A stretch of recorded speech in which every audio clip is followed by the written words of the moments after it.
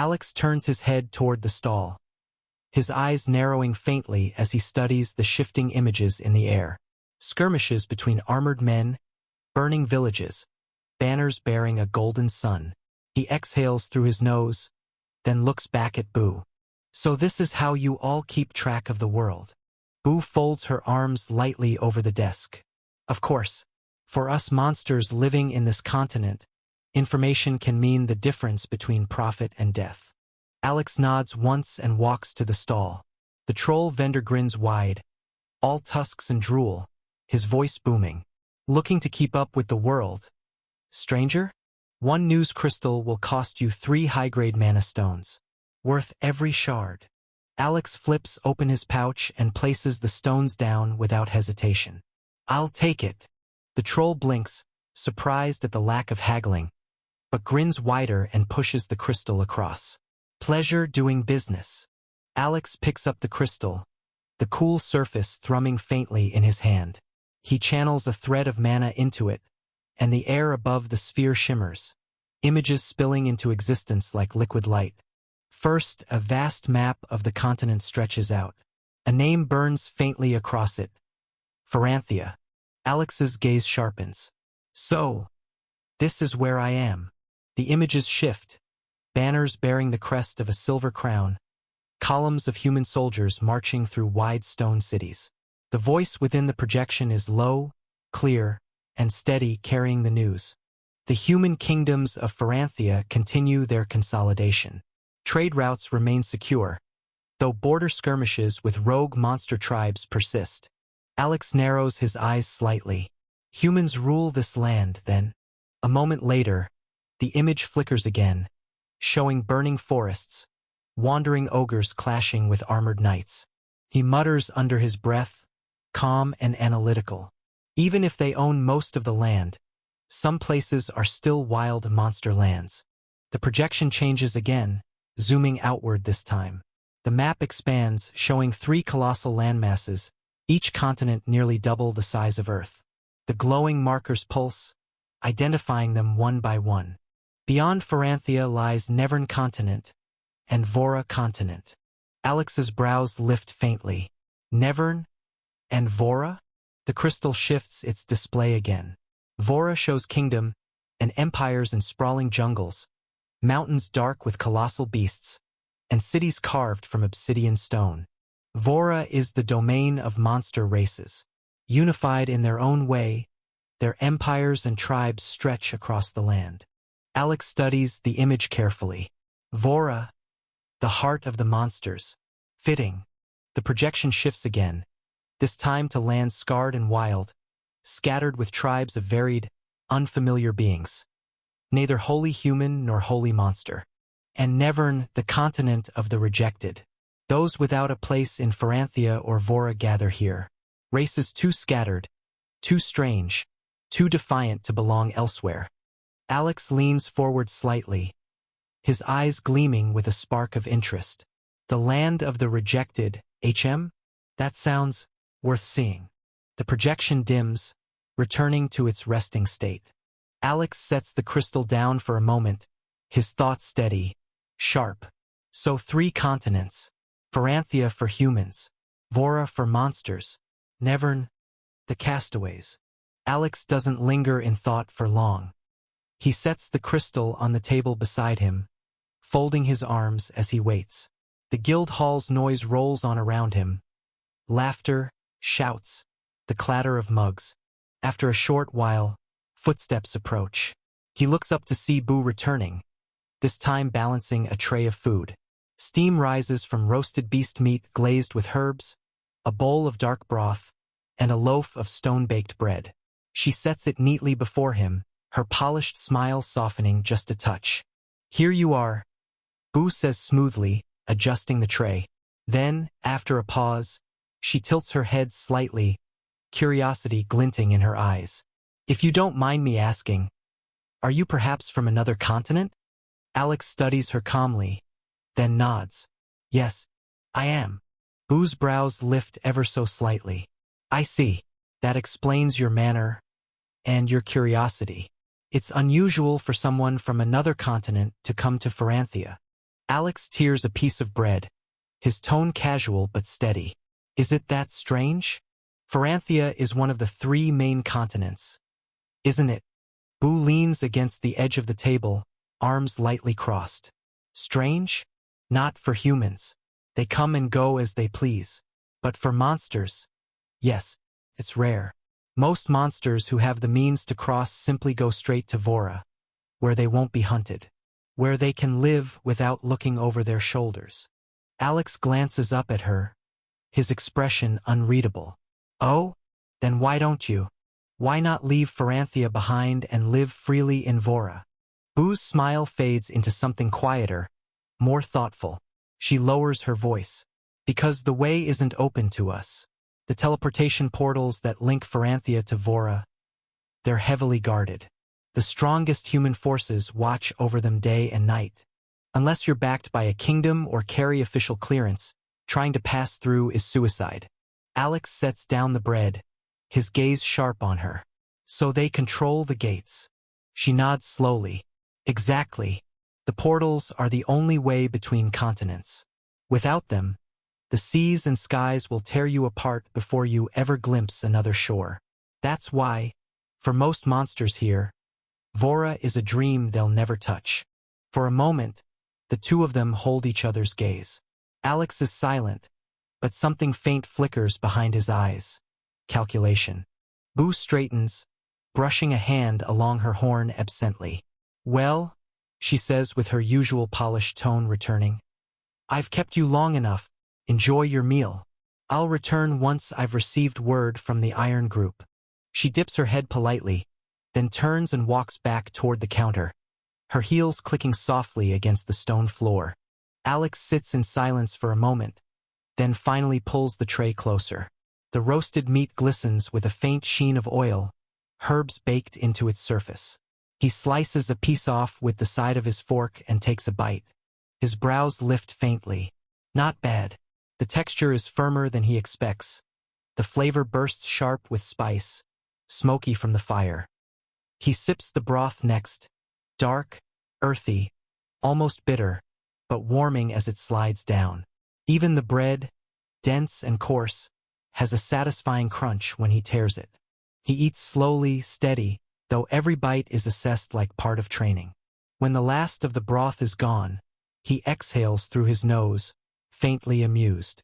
For something unfamiliar, it's surprisingly good. The Iron Group still hasn't arrived. The guild continues to buzz, adventurers shuffling in and out, but Alex feels no urgency. After a moment of stillness, he stands, sliding the crystal into his inventory. No point sitting here. Let's see this city. He steps out into the streets. The mountain air is crisp, touched by pine and smoke from countless forges. Stone buildings rise on either side of the wide avenue, their walls carved with sigils that faintly glow, strengthening the structures. Monsters move through the streets in steady streams. Horned warriors in mail, scaled traders hauling carts, even winged beastfolk perched on rooftops shouting wares. Alex walks at an unhurried pace, his eyes scanning. With a thought, he summons his system overlay. Translucent numbers and symbols flicker over those he passes. Tier 5, LV. 533. Tier 5, LV. 528. Tier 5, LV. 551. Most hover in that range. A strong city but not overwhelming. Then, farther ahead, a cloaked figure crosses the street, and the overlay sharpens. Tier 6, LV. 612. Alex narrows his eyes faintly. The figure vanishes into an alley, unnoticed by most. A moment later, another armored beastkin strides past with a weapon on his back. Tier 6, LV. 608. He exhales lightly, mostly Tier 5s. But there are some hidden blades here. A vendor notices him pausing and calls out, voice gruff but not unfriendly. Hey, stranger. First time in shade? Don't just stand around staring. Come buy something. Freshly smoked basilisk jerky. Alex tilts his head slightly, expression neutral. I've eaten already. The vendor snorts, shaking his head. Suit yourself. But you'll regret it when you're marching hungry. Alex moves on, scanning the crowded streets. His steps are calm, but every motion around him is measured, noted the strength of this city, the flow of its people, the tension hidden under its surface. Though it's a human-controlled continent, monsters build cities in its shadow, and even here, power isn't scarce. His eyes narrow, a dangerous gleam flickering within them. This continent is worth unraveling. Alex's steps carry him deeper into the city until the sound of hammering steel draws his attention. Ahead, a wide, open-front weapon shop glows orange from the forges inside. Racks of blades, axes, and polearms line the walls. Some crude but powerful, others refined, almost regal. He walks in. The air is thick with heat and metal, every breath tinged with iron. A towering blacksmith, a four-armed ogre with soot-streaked skin, grunts a greeting but doesn't pry as Alex begins to look around. On a display table, he pauses before a sword forged from crimson steel, faint runes running along the edge. Mana-reactive alloy, he notes silently, brushing a gloved finger near it. Good, but too brittle for my use. While he studies the weapons, voices drift from the side of the shop. Two beastkin talking near the counter, their tones hushed but uneasy. Hey! The first monster murmurs, a wolf-headed warrior with a jagged scar over his eye. You heard the news from Silent Grove? The second, a shorter, stockier bearkin sharpening his axe, glances up. Silent Grove? What about it? I heard a whole horde of beasts were found dead there. The wolfkin says, voice lowering. Not just a few hundreds, even some tier sixs among them. No one knows who or what could have done that. The bearkin's hand stills over the grindstone. That many? TCH. That's not just strange. That's bad news. If something's killing beasts in that number, the rest might panic. The wolfkin nods grimly. Exactly. You know how those creatures are. The lower tier ones barely think, they just follow instinct. But the tier 6s? They're smarter. Some of them lead packs, mark their own territory. If one of their kind dies, the rest might see it as an invasion. The bearkin exhales sharply through his nose. You mean a beast tide? Yeah. The wolfkin's tone tightens. If the beast king of Silent Grove decides someone's threatening his domain, he could rally every beast in that forest. And if that happens, the bearkin pushes his axe aside, worry creasing his brow. They'll raise this city in minutes. Broden's farther, we should move there. The two go quiet after that, their words swallowed by the ring of metal and the hum of the forge. Alex stands motionless near the weapon racks, eyes half-lidded, his expression unreadable. Silent Grove, he repeats inwardly. Hundreds of beasts dead. Sounds familiar. A faint smile touches his lips, brief and almost imperceptible. He turns away from the display and steps back into the cool mountain air. The city bustles on, unaware of the tension rippling beneath its surface. Alex doesn't dwell on it. Beast tides, beast kings. None of that concerns him right now. He turns his steps back toward the Adventurers Guild, the rhythmic clang of forges fading behind him. By the time he enters the tall, stone-walled building, the hall is more crowded than before. The warm light of mana lamps glows over rows of tables where adventurers eat, drink, and exchange missions. Near the counter, Boo stands speaking to a group of armored figures. At the sight of Alex, she straightens slightly and gestures for him to approach. Ah, you're back, Boo says with her practiced, cordial smile. Perfect timing. The Iron Group just arrived. Alex stops a few paces from them, his gaze calmly sweeping over the newcomers. 5 monsters stand together, each radiating power that weighs faintly on the air. Their equipment is worn but well-kept, the kind that's seen real battle. Boo motions toward them with a flourish of her hand. Allow me to introduce them. The one who steps forward first is massive, a bear-like monster nearly 8 feet tall, covered in dense, earthen-brown fur streaked with faint scars. His eyes are steady and dark, carrying a calm authority. The armor on his chest bears the emblem of a hammer and shield crossed. I'm Bragg of the Iron Group, he says, his voice deep, like rolling thunder. Leader of this group. He turns slightly, introducing the others in turn. This is Torin and Maeve. Bragg gestures toward two armored warriors behind him. Both roughly his height but leaner, their armor dulled by use. Torin, with his wolfish features and twin short swords, nods silently. Maeve, reptilian with scaled arms and a broad claymore strapped to his back, gives a respectful bow. There are frontliners, Bragg continues. Low-level tier 6s, but they can take on a middle-level tier 6 beast if they work together. He glances to the side, where a slim, sharp-eyed woman stands. Her ears long and pointed like a jackal's, her cloak patterned in muted grays. That's Kyra, tracker and scout. Tier 6 as well. Don't let her quiet look fool you. She's the one who makes sure we don't walk into death traps. Kyra's amber eyes meet Alex's briefly, then flick away, assessing. And lastly, Bragg gestures behind him. Our healer and mage Varen. The final member steps forward, his body lithe, robes trimmed with faded runes. His skin has a faint metallic sheen, his eyes soft silver. A pleasure, Varen says with a small smile, bowing faintly. I specialize in support magic and mid-range control. You can rely on me for barrier setups and regeneration. Boo, standing nearby, folds her arms lightly. The Iron Group has one of the best success records in the guild. They're based here in Shade and often handle cross-region requests.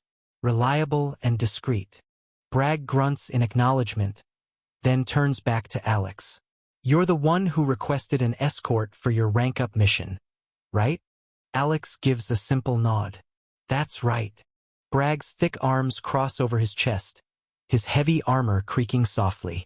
Then you chose the right group. We've helped plenty of solo adventurers complete their rank-ups before. He flashes a confident grin, the corners of his fanged mouth pulling upward. You won't find a steadier team in this city. Alex studies him briefly, expression calm. We'll see. Boo chuckles quietly from behind the counter, the sound smooth and measured. Well then, let's move on to your actual mission, shall we? Alex turns toward her. So, what is it? It's simple, Boo says, sliding a small crystalline plate across the counter.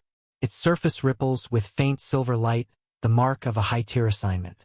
You need to complete one diamond-ranked mission from the board.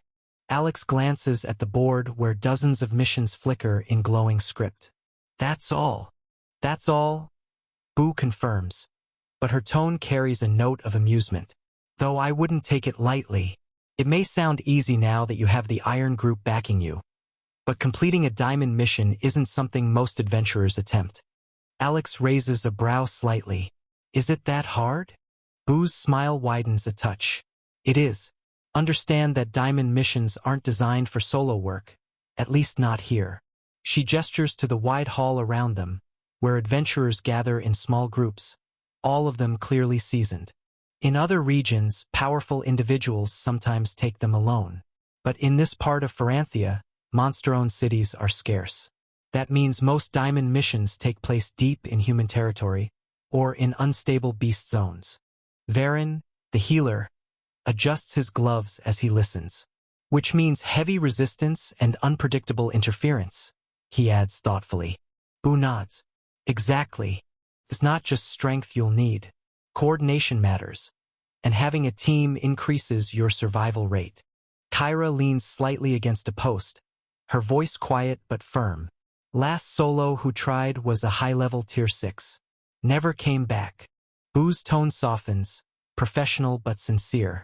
That's why I'm assigning the Iron Group to you, Alex. Think of it as a partnership for this mission. Once it's complete, your rank up to Diamond will be officially recognized. Alex moves toward the glowing mission board, his boots clicking softly against the polished stone floor. The board hums faintly with mana, hundreds of requests shifting and fading in and out of view as adventurers browse. Most are gold or adamantine tier ordinary jobs, beast subjugation, escort work, recovery missions. But near the top, two silver-edged crystals gleam faintly, the diamond-ranked missions. Alex stops before them, scanning both. Boo joins him, her tone light but measured. Only 2 available this week, she says. Diamond missions aren't posted often, usually handled by the guild's top members. Alex's eyes glide over the first one, reading the flowing script aloud. Diamond mission, Lost Citadel of Veruin. Investigate the ruins beyond the Blackveil Gorge. Multiple explorers have gone missing. Cause unknown. Estimated threat, Tier 6. Objective: identify and neutralize the source of disappearances. He tilts his head slightly. A ruin dive with a chance of something interesting. Boo nods. High risk, high reward. It's been untouched for years, mostly because those who go never return. We've lost 5 teams there. Bragg grunts behind them, scratching his chin. We've been offered that one twice. Turned it down both times. Too many unknown variables. Unstable mana field, collapsed tunnels, weird resonance interference. Kyra's tail flicks once, eyes narrowing. It's accursed ground. You can feel it when you get close. Alex hums softly, then shifts his gaze to the second mission. Diamond mission, Beast Tide Suppression.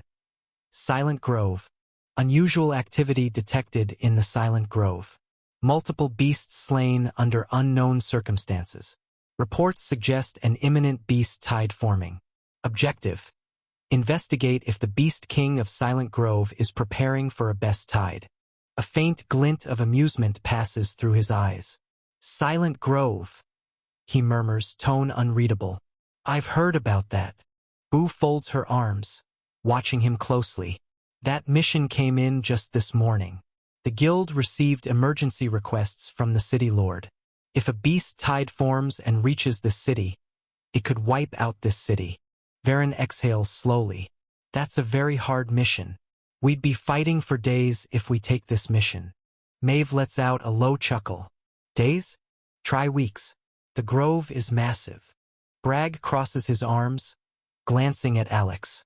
If we take that one, it won't be a quick job, we'll be fighting for days. But the reward will be rich, after all, it comes from the city lord himself. You sure that's where you want to start, friend? Alex meets his gaze briefly, then looks back at the board. Fighting for days isn't exactly new to me. His hand rises, brushing lightly over the glowing text of Silent Grove. The glyphs flare once in recognition, locking the mission to his adventurer's seal. Boo tilts her head, a faint smile curving her lips. Oh, you picked that one. She taps the crystal plate lightly, and the mission sigil flickers in acknowledgement. It's not really a hard mission, as long as the Beast King doesn't see you. Bragg lets out a deep chuckle, his chest rumbling. That's one way to put it. He glances at Alex, the humor in his tone edged with caution. Though you'll be fighting a lot of beasts inside the Silent Grove, crawling with tier 5s. But don't worry. He gestures with a clawed thumb toward Kyra. We've got her. Best tracker in the region. If anyone can get us through that forest without waking the wrong thing, it's her. Kyra's tail flicks once, the faintest smirk tugging at her lips. Flattery doesn't make the trees any quieter. Bragg. But I'll keep you alive. Bragg grins. Good enough for me. He straightens, voice rising with command. All right, Iron Group. Ready up. We leave in 20. Torin and Maeve exchange a nod, immediately heading for the armory wing. Varen adjusts the runed clasps on his robe and murmurs a faint incantation, his staff lighting briefly as he checks the mana reserves. Boo slides the mission plate into a containment seal and hands it to Alex. This authorizes you to leave the city under guild sanction. Once you complete it, return here and report directly to me. Good luck out there, Alex. The Iron Group moves with practiced rhythm through the city streets. Merchants and smiths pause to watch as they pass, the clank of metal boots and the faint hum of runic armor drawing attention. Before long, they reach a massive stone hangar carved into the mountain's edge.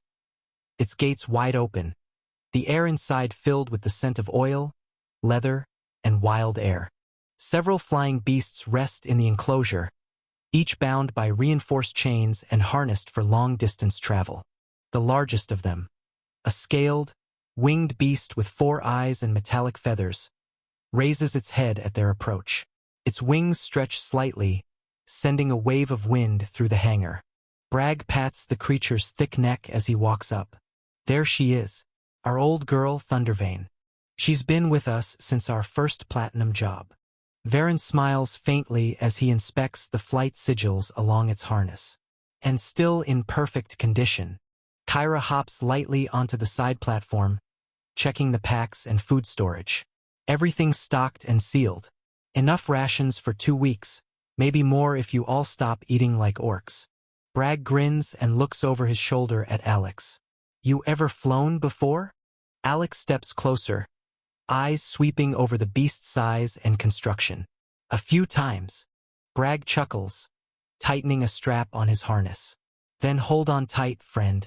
The grove's a long way off, and the skies above it aren't exactly calm.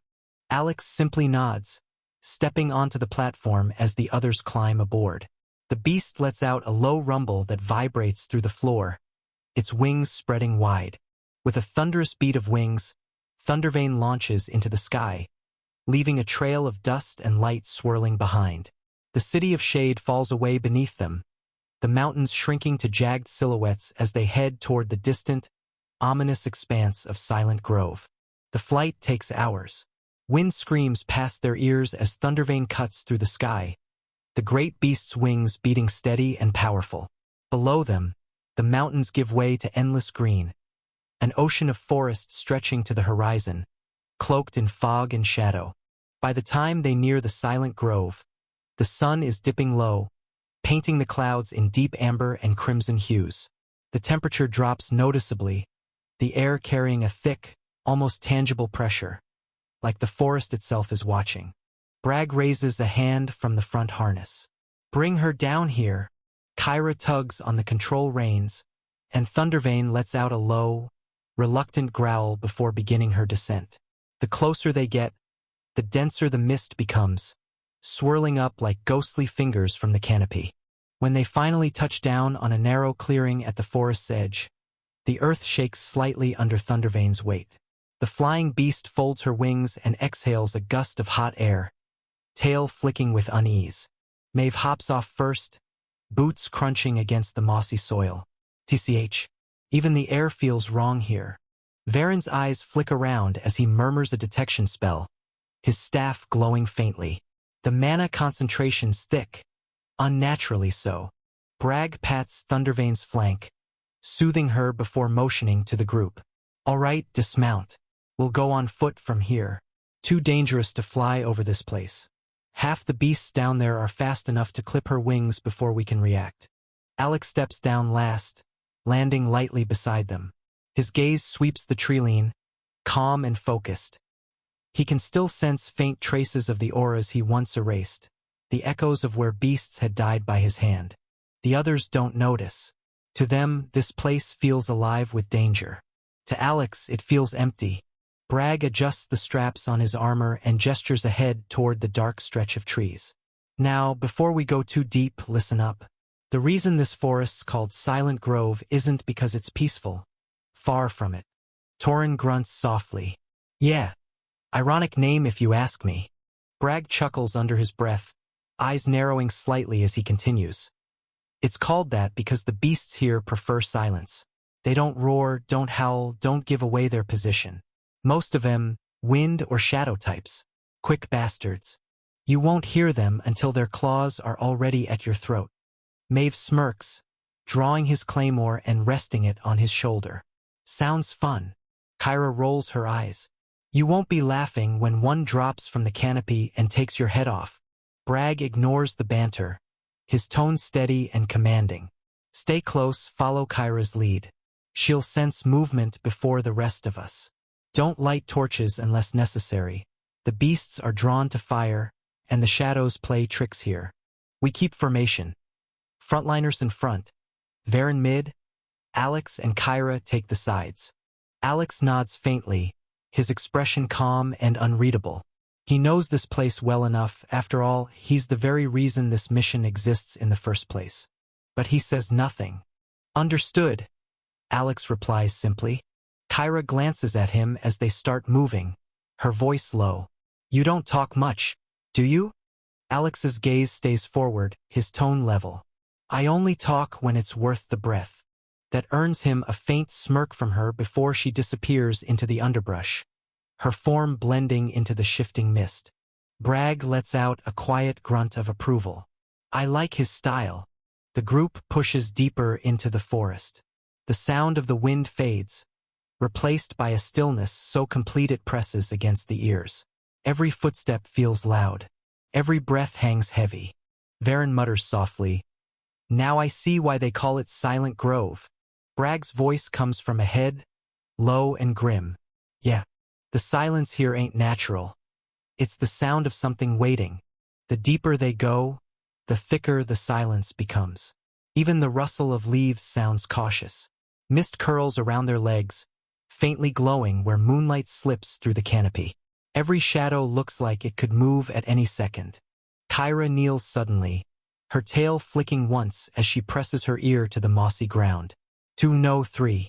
About 50 meters ahead, she murmurs. Wind types. Small, fast. Bragg gestures subtly with 2 fingers, and the group halts in unison. Maeve shifts his stance, his claymore humming softly with restrained energy. But Kyra raises a hand. Wait. A few heartbeats later, faint ripples of air stir the mist. 3 sleek shapes dart through the shadows. Wolf-like beasts with translucent fur and glowing blue eyes. They move soundlessly, the wind bending around their bodies like obedient servants. Kyra's eyes narrow. They're not attacking, scouting behavior. That's unusual. Bragg grunts, scanning the treeline. Maybe the packs are reorganizing. Beasts don't normally show discipline like that. Varen hums under his breath, runes flickering along his staff. Could be the Beast King's influence spreading again. Alex listens quietly, his eyes faintly reflecting the ghostly light. He can sense all of them, not just the 3 ahead, but the dozens farther in. Tier 5s, Tier 6s, even something deeper, coiled and slumbering beneath the grove. He could erase them all with a thought. But that isn't why he's here. I'll limit my strength, he thinks calmly. Only what an ordinary low-tier 6 would use. I need to see what they're capable of. The wolves melt back into the fog, and Kyra exhales slowly, standing. They're gone, moving east, away from us. Good, Bragg says, motioning forward. Let's keep moving. Kyra, keep the lead. She nods, slipping ahead once more. Her steps are silent, precise, barely disturbing the ground. Alex watches her work for a moment. She's efficient, instinctive. She doesn't just see with her eyes. She feels the movement of mana around her, like a tracker born of the forest itself. Torin breaks the quiet with a low mutter. Still weird to walk through a forest this quiet. I'd almost prefer something screaming at us. Maeve smirks. Don't say that too loud, or you'll get your wish. Kyra whispers back from the front. He would. Bragg chuckles softly. Focus. The silent grove doesn't forgive noise. Alex's gaze drifts briefly to the mist-covered distance. A flicker of movement catches his eye. Something darting between the trees at impossible speed. To the others, it's invisible. To him, it's clear as day. A predator gliding through the air, blending with the wind currents. It slithers past them harmlessly, never sensing their presence. Still, Alex notes its tier and elemental resonance. Tier 6 wind affinity. A sharp whistle of air cuts through the mist, then silence again. Bragg's head snaps up, eyes narrowing. Incoming. The ground shudders as a massive blur bursts from the right flank, tearing through branches and fog like a blade. The beast hits the clearing in a cyclone of wind and force. Sleek silver fur, claws like blades of stormlight, and for glowing eyes that track everything at once. Its body hums with compressed air, the faint whistle of wind magic twisting around it like a living armor. A razor claw? Varen mutters, stepping back and raising his staff.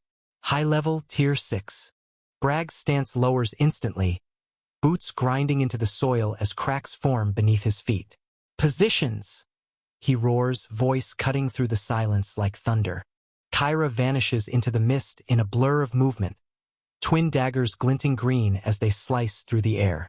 Maeve and Torin move side by side, their weapons drawn, while Varen raises his staff, mana already swirling in complex patterns around him. Alex stands at the edge of the formation, calm and watchful. His eyes follow every movement, not to intervene, but to measure. The Razor Claw doesn't wait. It lunges, its body a streak of silver wind.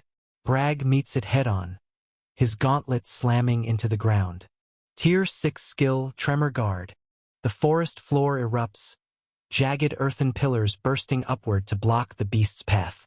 The Razor Claw's claws screech against stone, sparks and air blades tearing through the mist. Move! Bragg barks, shifting forward. He thrusts his hand out, and stone ripples like liquid, swallowing his arm up to the elbow. Tier 6 skill, Stone Fang Burst. A line of spikes launches from the ground in a wave, slamming into the Razor Claw's flank.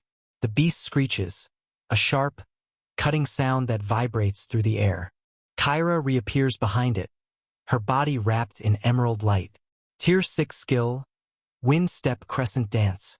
She slashes twice, wind blades tracing arcs through the beast's fur, cutting shallow lines across its back. But the creature twists faster than sight, backhanding her with a burst of compressed wind. Kyra tumbles through the air, twisting mid-fall and landing on one knee. Tisich, its reaction speed's insane, she mutters, spitting blood. Keep pressure, Bragg yells. Don't let it charge. Torin steps forward, his greatsword raised high. On it! His blade hums with rippling blue mana as he swings downward. Tier 6 skill, Aqua Edge Divide. A crescent of compressed water arcs forward, colliding with the Razor Claw's shoulder. It tears through fur and muscle, spraying droplets of blood that instantly evaporate in the swirling air. Maeve follows up from the opposite flank, slamming his claymore into the ground. Tier 6 skill, Tidal Cage. The soil liquefies, transforming into spiraling columns of water that crash together, trying to trap the beast in a sphere of crushing pressure. For a moment, it works. The Razor Claw thrashes, water churning violently around it. Now Varen! Bragg roars. The mage plants his staff into the earth. Runes light up in a chain reaction, weaving through the ground and the air like glowing veins. Mana Weave, Focus Field. A shimmering dome expands from the center of the team, bolstering their mana control. Bragg's muscles tighten. Kyra's wind flares brighter. Torin's sword hums louder. Boost active. Varen shouts. Go! Kyra dashes in again, faster this time. Her form blurs, wind trailing behind like ribbons. She crosses the Razor Claw's path in a flash. Tier 5, Wind Rend. Her daggers carve twin glowing lines across its face. The beast howls, wind magic erupting from its body in violent bursts. Brace! Bragg growls, raising his hands. Tier 5, Earthen Wall. Massive slabs of rock rise just in time to intercept the backlash. Wind blades slam against the barrier, exploding in sharp bursts of pressure and dust. Bragg grits his teeth, bracing his stance as cracks spider through the wall. Push through, he bellows, and with a surge of mana, the barrier shatters outward, turning the broken earth into hundreds of flying shards. The improvised barrage slams into the Razor Claw's side, staggering it. Now! Torin and Maeve charge together. Torin's sword glows a deep, oceanic blue while Maeve's claymore gathers swirling water around its edge. Their weapons strike in unison, crossing arcs of water that shear through the beast's chest. The Razor Claw lets out a distorted snarl, its body rippling with wind energy as it tries to counterattack. But Varen's voice cuts through the chaos. Tier 5, Mana Seal, Gravity Well. The runes beneath the Razor Claw ignite, forming a black circle that compresses the surrounding mana. The air thickens, dragging the creature down. Its wings falter, the wind armor flickering as the magic around it destabilizes. Bragg doesn't waste the opening. His gauntlets turn brown with pulsing earth energy as he roars. Tier 6, Stone Breaker Fist. He drives his fist into the beast, and in the next instant, an earthen spike erupts from Razorclaw's body. The creature lets out a piercing shriek that cuts through the fog before collapsing to the ground with a thunderous crash. For a long moment, the grove is still again. Only the faint hiss of dispersing mana remains. Kyra straightens, brushing leaves off her armor and letting out a low whistle. Damn, that was faster than I expected. Bragg turns to them, satisfied, a wide grin under his beard. Not bad at all. Textbook execution. Clean, fast, minimal mana waste. He glances at Alex, who's been standing silently the entire time, arms crossed, watching. So, what do you think, friend? Did we do good? Alex meets his gaze calmly. You all did good. Your coordination is seamless. Bragg chuckles. Heh, that's high praise, coming from you. Varen tilts his head slightly, studying Alex. There's something in his eyes, curiosity mixed with quiet recognition. Sir Alex, he says softly, you must be a king in the lower continent. Bragg blinks, half turning toward him. What makes you say that? Varen adjusts his grip on his staff, his tone thoughtful. The way he carries himself, his composure, the way he speaks, commands even when silent. He hides it well, but that kind of presence doesn't come from a soldier or a noble. It's the air of someone used to being obeyed. Someone who leads. Kyra glances back at Alex, one eyebrow raised. A king, huh? Alex's expression doesn't change. He doesn't deny it, nor does he confirm it. You have good eyes, Varen. Varen smiles faintly. Just experience. Bragg snorts, clapping his massive hand on Varen's shoulder. Careful, you'll make him blush. Kyra smirks. I doubt he even knows how. The group laughs lightly, the tension from the battle dissolving into the mist. Maeve looks out toward the horizon where the forest stretches endlessly into fog. His voice turns quieter. You know, if only we could leave this continent. Bragg glances at him. Huh. Maeve shrugs, his tone half wistful, half teasing. I heard the lower continents are free lands, less controlled by the top forces. If we could get there, a Tier 6 group like us could build a kingdom. I heard that's enough power to rule. Torin chuckles. Build a kingdom, he says. You'd probably drink yours dry in a week. Kyra grins. And tax the ale first. Even Varen smiles softly. Still, the thought isn't foolish. Tier 6 power is respected anywhere. Bragg crosses his arms, gaze drifting toward Alex again. Yeah, if only. A man could start fresh, carve out a throne with his own hands. Alex's eyes remain fixed on the horizon, his voice quiet but steady. Power alone doesn't make a kingdom. It's the will to shape it that does. The group falls silent for a moment. The mist swirls around them, faint traces of light filtering through the canopy. Then Bragg lets out a low chuckle. Heh, spoken like a real king. Somewhere deep within the heart of the silent grove, where light barely reaches and the air itself hums with pressure, a colossal shape lies coiled beneath the roots of an ancient, petrified tree. The ground there is cracked, yet alive, breathing with faint pulses of emerald light that spread outward like veins. The sleeping beast exhales, and the entire grove seems to tremble. The mist thickens, as if afraid to drift too close. Then its eyes open. Twin slits of gold slice through the darkness. The surrounding mana surges in response, a low, rumbling hum echoing through the forest like distant thunder. All at once, dozens of nearby beasts, wolves of wind, serpents of shadow, and horned felines cloaked in mist, freeze where they stand. Even the high-level Tier 6s bow their heads instinctively, trembling beneath that gaze.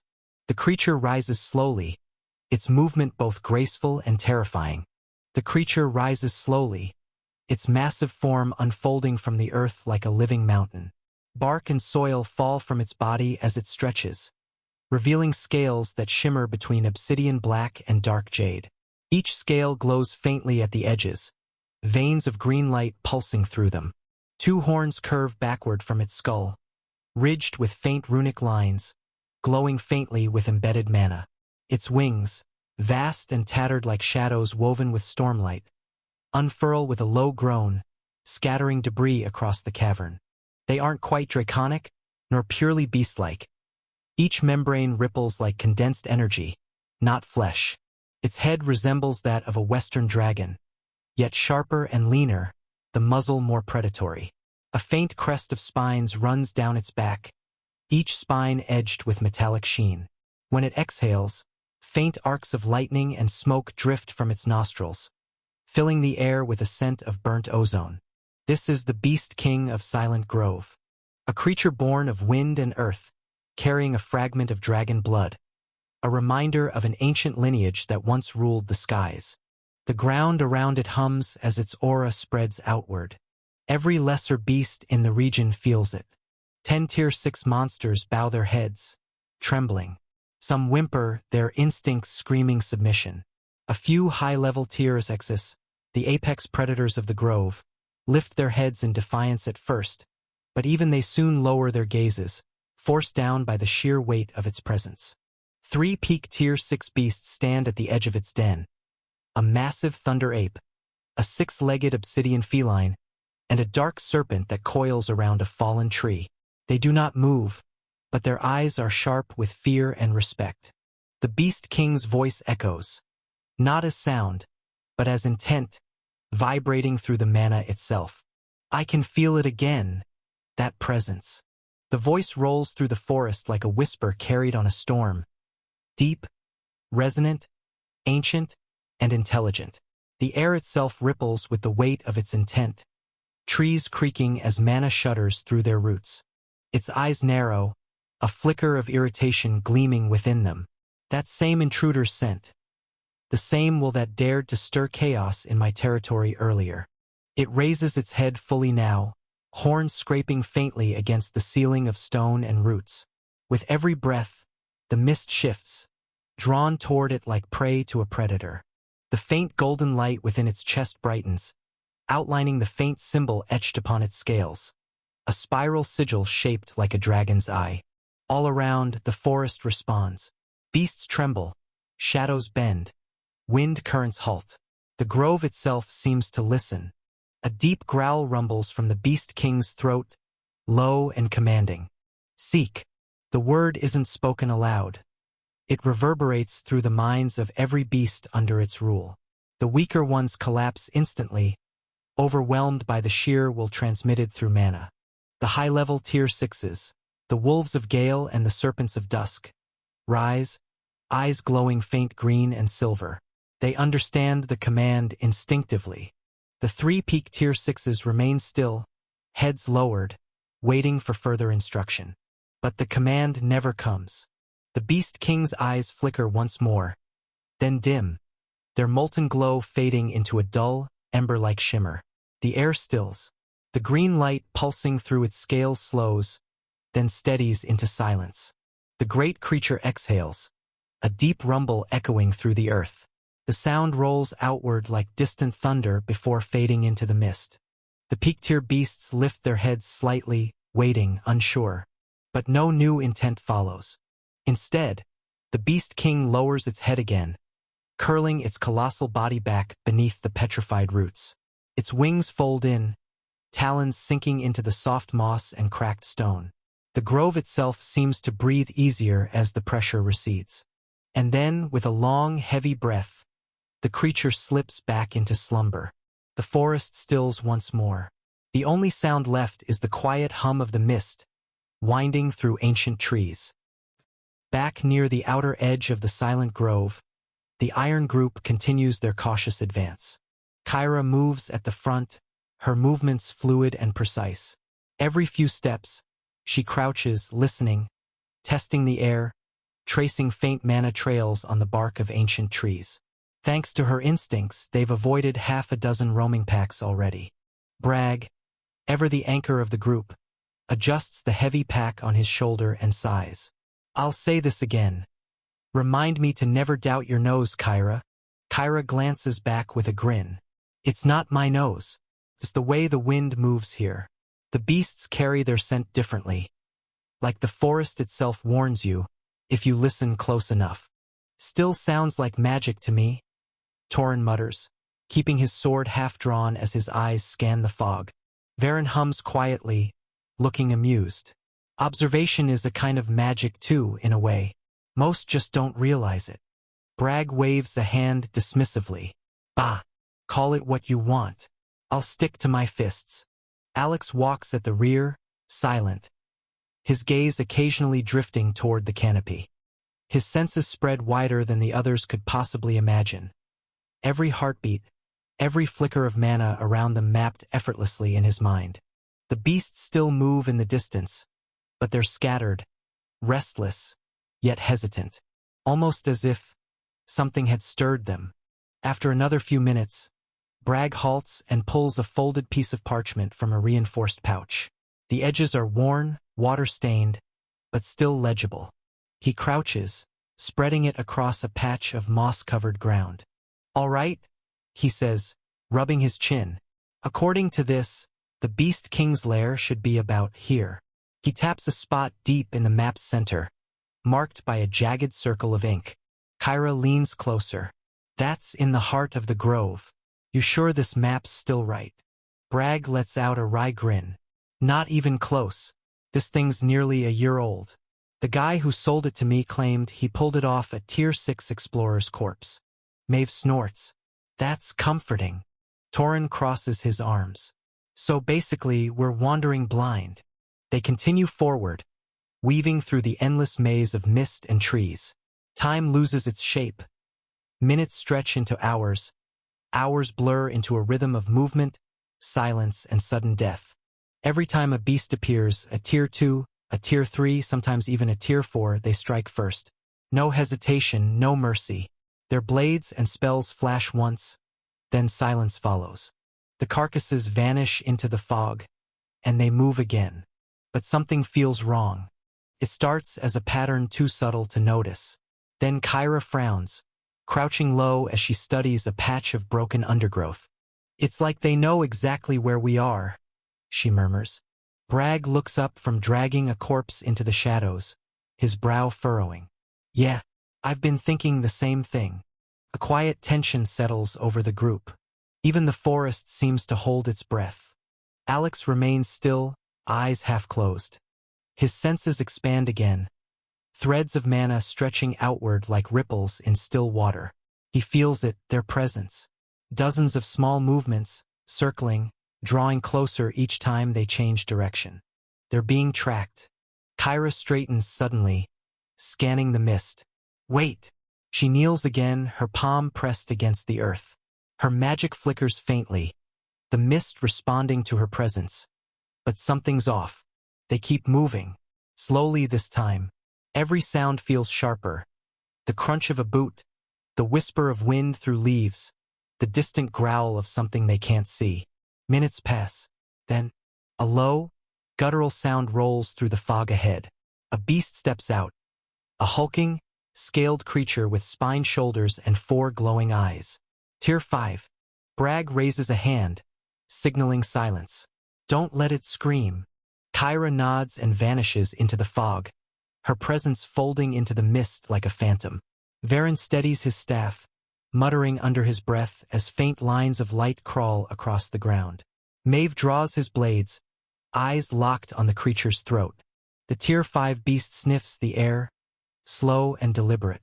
His 4 eyes narrow right before Bragg moves. He's a blur of muscle and steel, his fist crashing into the creature's ribs with a sound like thunder trapped in a jar. The impact sends it flying into a tree, cracking bark and bone alike. Kyra darts in next, blades slicing through one leg, severing tendons in a clean motion. Collapses, but before Bragg can crush its skull, it opens its maw. A single, strangled roar escapes, deep guttural ripping through the mist. Bragg curses, slamming his fist through the creature's head. "Shit!" The forest answers. The ground trembles, leaves shake loose from every direction, and an echo rolls through the trees, hundreds of cries responding to that one call. Kyra's eyes widen. "Bragg!" "I know," he growls. "We're screwed." Maeve lets out a dry laugh that cracks halfway through. "We are dead. Run!" Torin bellows. They move, The forest explodes around them. Shadows streaking through the fog, shapes too many to count. Tier 2s burst from the undergrowth, snapping and snarling. Tier 3s follow, their roars blending into a chaotic chorus. In the distance, heavier footsteps pound the earth, Tier 4s and worse. Kyra slashes through a lunging beast, her twin blades slicing clean through its neck. Left, she shouts. Bragg smashes another aside with his shoulder, the impact sending the creature crashing through a boulder. We can't fight them all. Move. Varen raises a hand, conjuring a blast of wind that sweeps through the path behind them, throwing dirt and broken branches into the horde's faces. That won't hold long, he warns. Torin grips his sword, aura flaring bright blue. Then we make it count. He spins, cutting through 3 beasts in a single sweeping arc before sprinting after the group. The mist turns crimson. Every second, a beast dies. The air reeks of iron and smoke. A pack of razor-backed wolves bursts from the side. Tier 4s, sleek and fast. Kyra throws a dagger mid-run, mana flaring along its edge. The blade detonates on impact, a flash of white light disorienting them for an instant. Bragg takes advantage, charging through, his fists slamming into 2 of them with enough force to break the air itself. Bones snap, blood sprays. Maeve leaps over a fallen log, spinning midair as he cuts down a lunging serpent beast. There's no end to them. Varen's voice strains as he channels more mana. They're converging north, west, east, every direction. Kyra grits her teeth, eyes darting between paths. Then we make our own damn path. She raises both arms and slashes, her aura exploding outward. A cyclone of blades tears through the mist, shredding everything in a wide arc. Go! She shouts, sprinting through the gap before the mist closes again. The others follow, Alex silently bringing up the rear. As they flee, the ground begins to quake harder. A multiple roar echoes from the far distance. Deeper, older, powerful enough to shake the trees. Varen stumbles, eyes wide. That doesn't sound good. Bragg grits his teeth, sweat and blood mixing down his neck. Don't say it. Maeve glances back, his face pale. Tier 6. The next roar answers for him. The mist behind them splits apart as something massive moves. Branches snapping like matchsticks. Mana waves slamming outward. Run faster. Bragg shouts, slamming through a cluster of beasts trying to cut them off. Kyra's breathing grows ragged, her blades dripping. We won't outrun them forever. Alex's voice cuts through the chaos. Calm, sharp, absolute. Go left. No hesitation. No questions. Everyone veers left as one, boots pounding against moss and mud. The forest blurs around them. Trees flashing past, the roars behind them growing louder, closer. Then, through the mist, something dark yawns open in the slope ahead. A cave. Kyra gasps, disbelief mixing with relief. Bragg doesn't slow. Don't care what's inside, move. They dive in one after another. The moment they cross the threshold, the outside noise dulls. Muffled but still there, a storm of sound pressing against the cave mouth.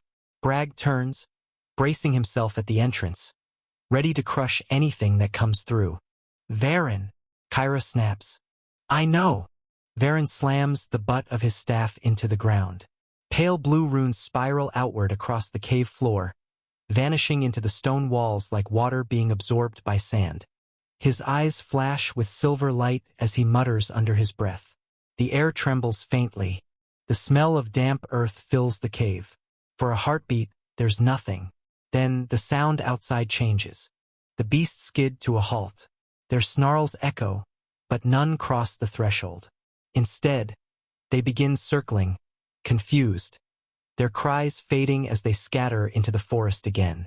The group stays frozen until the last echo fades. Finally, Maeve exhales shakily, wiping blood from his chin. Hells! That actually worked. Varen collapses onto a rock, panting. Sweat drips down his temples. It will, for now. They'll sense the distortion soon if anything stronger comes close. Bragg lowers his arms, stepping away from the mouth of the cave. You better tell me that's at least an hour of cover.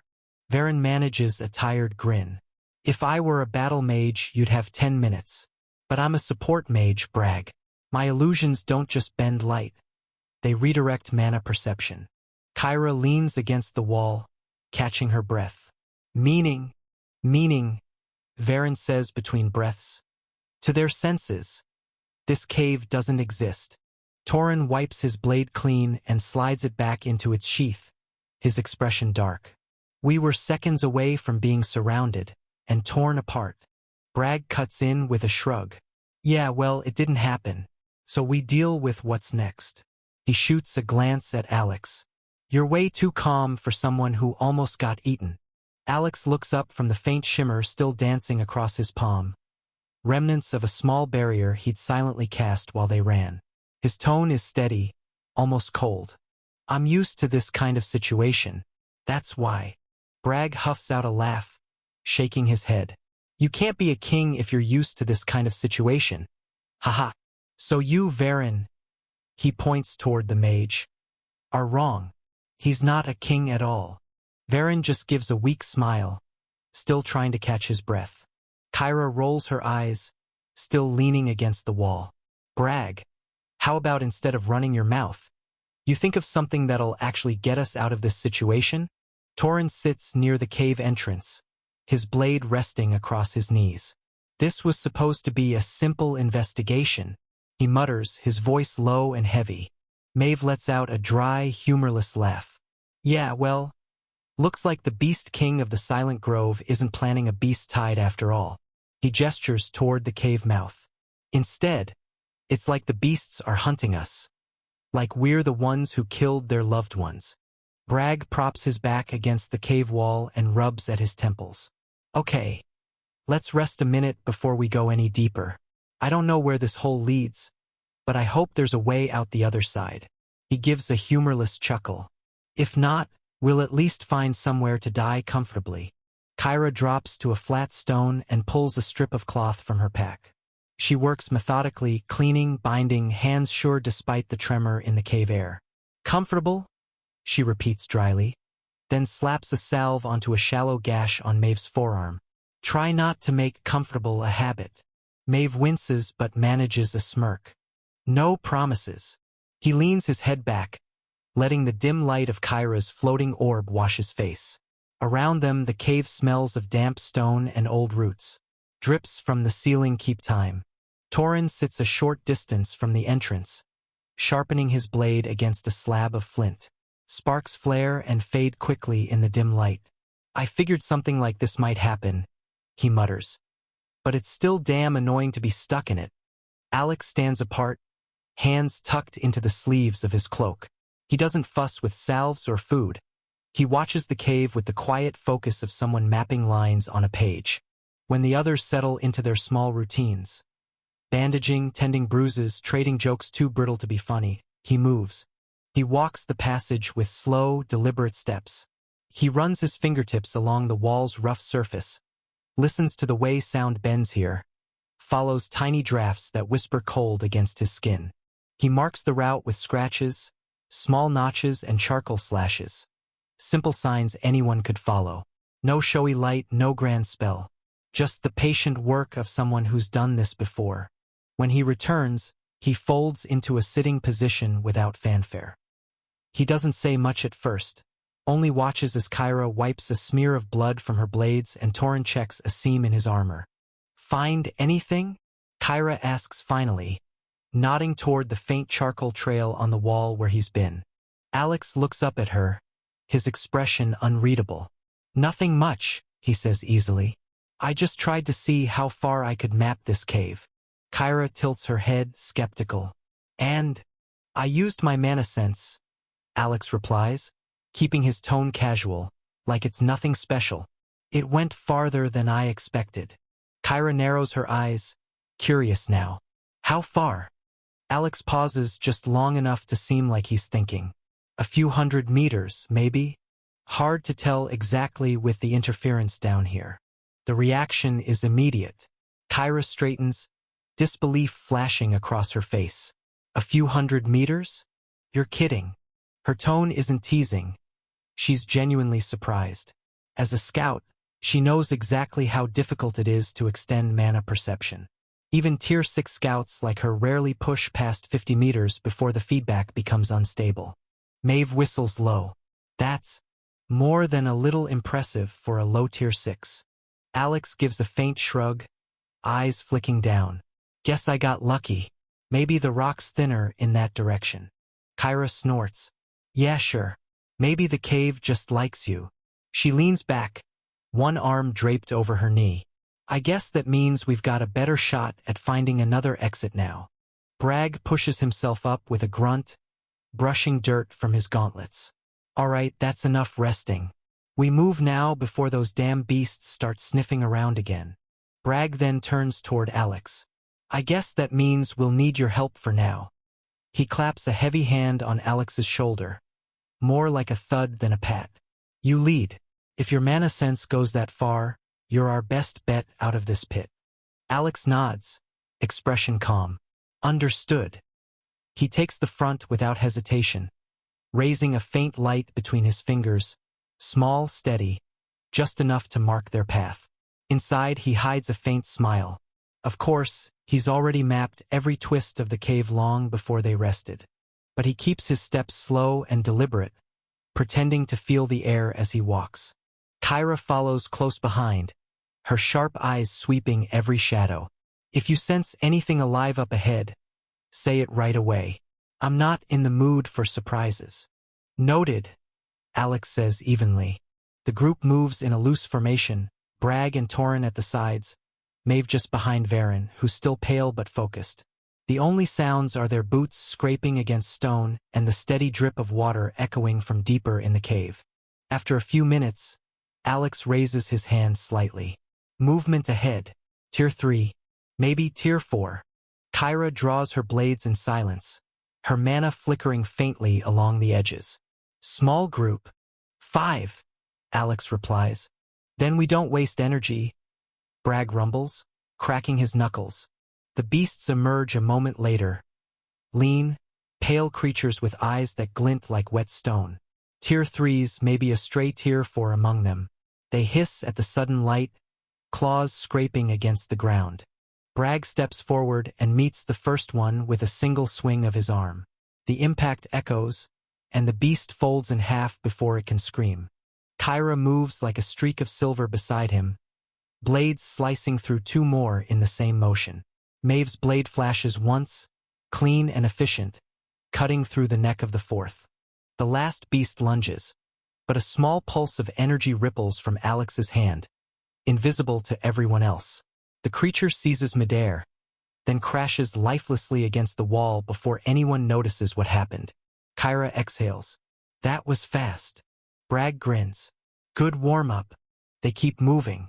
The deeper they go, the thicker the air becomes, humid, metallic, with a faint vibration that hums beneath the stone. Varen's brow furrows. Something's off about this mana flow. It's like the deeper we go, the more the air itself starts to resist perception. Alex doesn't answer. He just keeps leading, guiding them steadily toward the place where his perception hits a wall. A void in the weave, silent and impenetrable. Kyra notices his slight change in pace. You sense something? Maybe. Alex lies smoothly. Could be a fork up ahead. Hard to read past this point. Good, Bragg mutters. Means we're getting somewhere. Just hope somewhere isn't straight into another nest. Only one way to find out, Kyra says, spinning one of her blades in her hand. They move as one, the flickering light bouncing off the damp stone. Every few steps, small creatures scurry away, Tier 2s mostly vanishing before they can even hiss. Nothing truly threatens them here, but as they draw closer, even the smaller beasts vanish. The cave grows unnaturally still. Varen frowns. The mana here, it's gone. Kyra slows beside Alex, tension rising in her voice. Gone.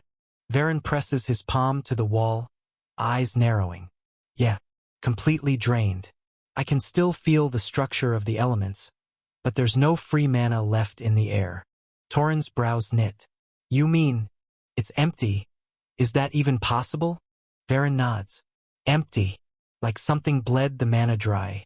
We can still use our skills, sure, but only from what's stored in our cores.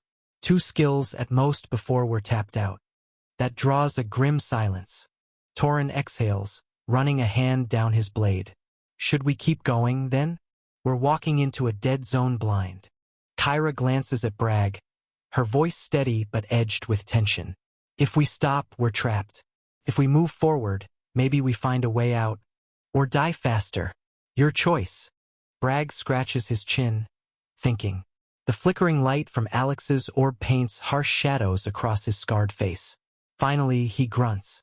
Let's go. We don't really have a choice right now. Good enough for me, Kyra mutters, checking her blades again. They start forward once more, steps cautious and soundless. The air feels heavier now, dry and suffocating. Each breath burns faintly in their lungs, as though the cave itself rejects the presence of life. At the rear, Alex remains silent. He senses what the others cannot. A subtle rhythm, a pattern beneath the emptiness.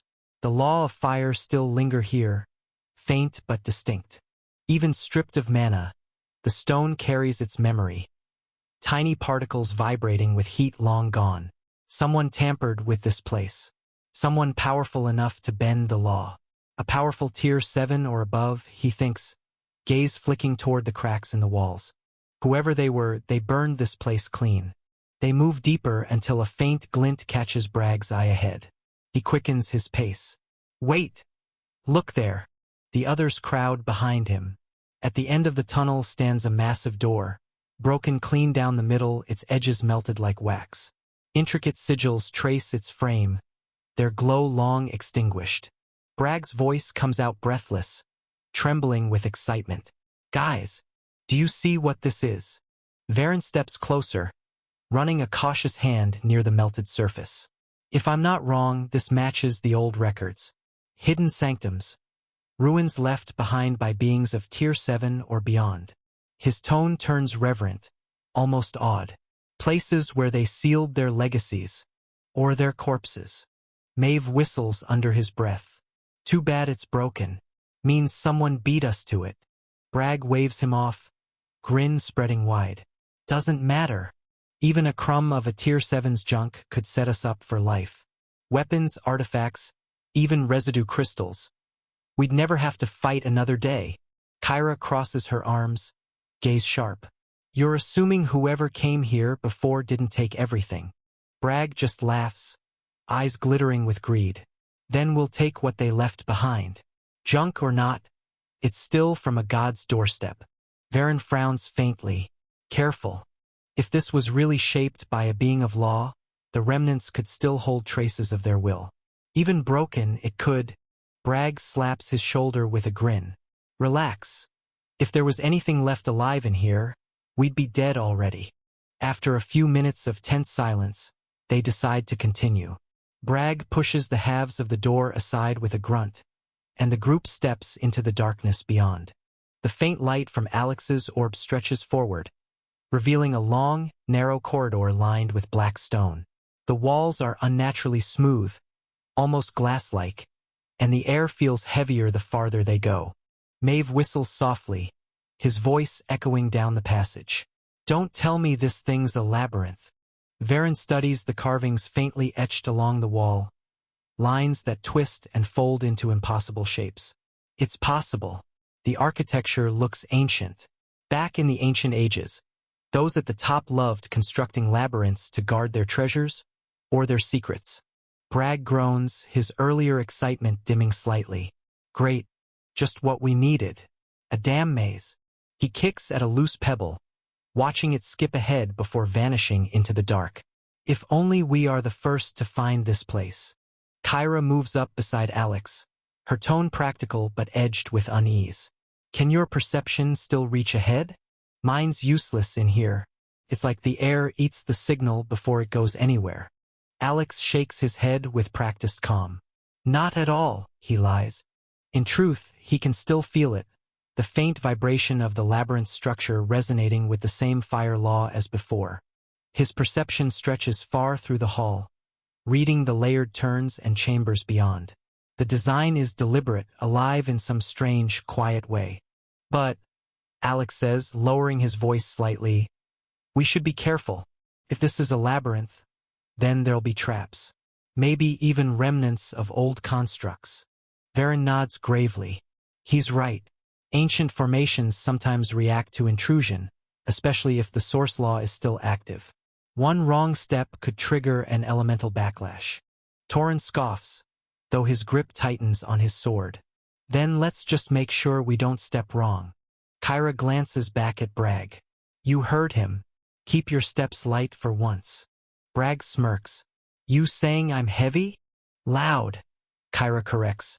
If this place collapses, I'm blaming you first. Varen takes the lead this time, moving with the slow, deliberate caution of a man disarming an invisible enemy. His fingertips hover just above the floor and walls as faint strands of golden light flicker between them. His mana sight still working in flashes despite the drained air. Stay behind me, he murmurs, his voice low. I'll check for traps. Even a dead formation can leave behind a trigger. The others follow in single file. Their boots echo softly against the polished black stone, each step swallowed by the heavy silence pressing in from all sides. The air is stale, thick with the metallic scent of something long sealed away. Every so often, Varen crouches, tracing his hand over the ground where faint lines cross the stone. Old rune patterns, shattered beyond recognition. Destroyed, he mutters. Most of these traps are already broken. Whoever came here before us cleared the way. Bragg snorts. Lucky for us, then. Or unlucky, Kyra counters quietly. They move deeper, the corridor bending and stretching in strange angles that make no sense. Turns that seem to loop but don't, paths that slope upward even when the ceiling stays the same height. Every sense feels subtly off, like the labyrinth itself shifts around them. At last, the passage widens. The light from Alex's orb spills out into a circular chamber. The air changes immediately, colder, sharper, carrying the faint scent of ash and something metallic beneath it. They all stop. In front of them stand 3 doors, evenly spaced along the curved wall. Each one towers over them, massive, ancient, and carved from different materials. The first door on the left is made of solid black stone, its surface etched with melted symbols that still pulse faintly red, like dying embers. The middle one is metallic, silver gray, smooth and seamless, reflecting their lights like a mirror warped by time. The last, on the right, looks almost alive, crafted from some kind of dark wood that glistens wetly, as if it still breathes. Maeve breaks the silence first.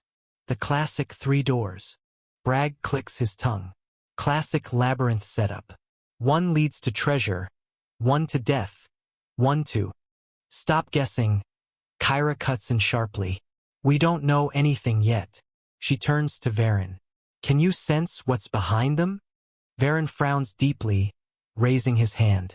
A faint shimmer of mana extends from his palm, but the moment it brushes near the doors, it scatters, like dust blown away by unseen wind. No. The moment my mana touches them, it's gone. I probably need to get closer. Figures, Torin mutters. This place really doesn't want us seeing ahead. Kyra sighs through her nose. Alex, what about you? Anything? Alex steps closer, his faint orb light spilling over the 3 doors. He studies them quietly, gaze lingering on the rightmost one. The battered, scarred wooden door that looks like it's been through 100 battles. Deep gouges mar its surface, and the edges seem half-burnt, half-rotted, as though it's been both frozen and scorched over time. The others wait for his answer. Kyra watches him with measured curiosity, Bragg with mild impatience. After a moment, Alex says simply, "The right side looks promising." The words hang in the air. Everyone turns to look at him. Even Varen blinks. Bragg frowns and gestures at the door. You mean that one? The one that looks like it's been chewed on for a century.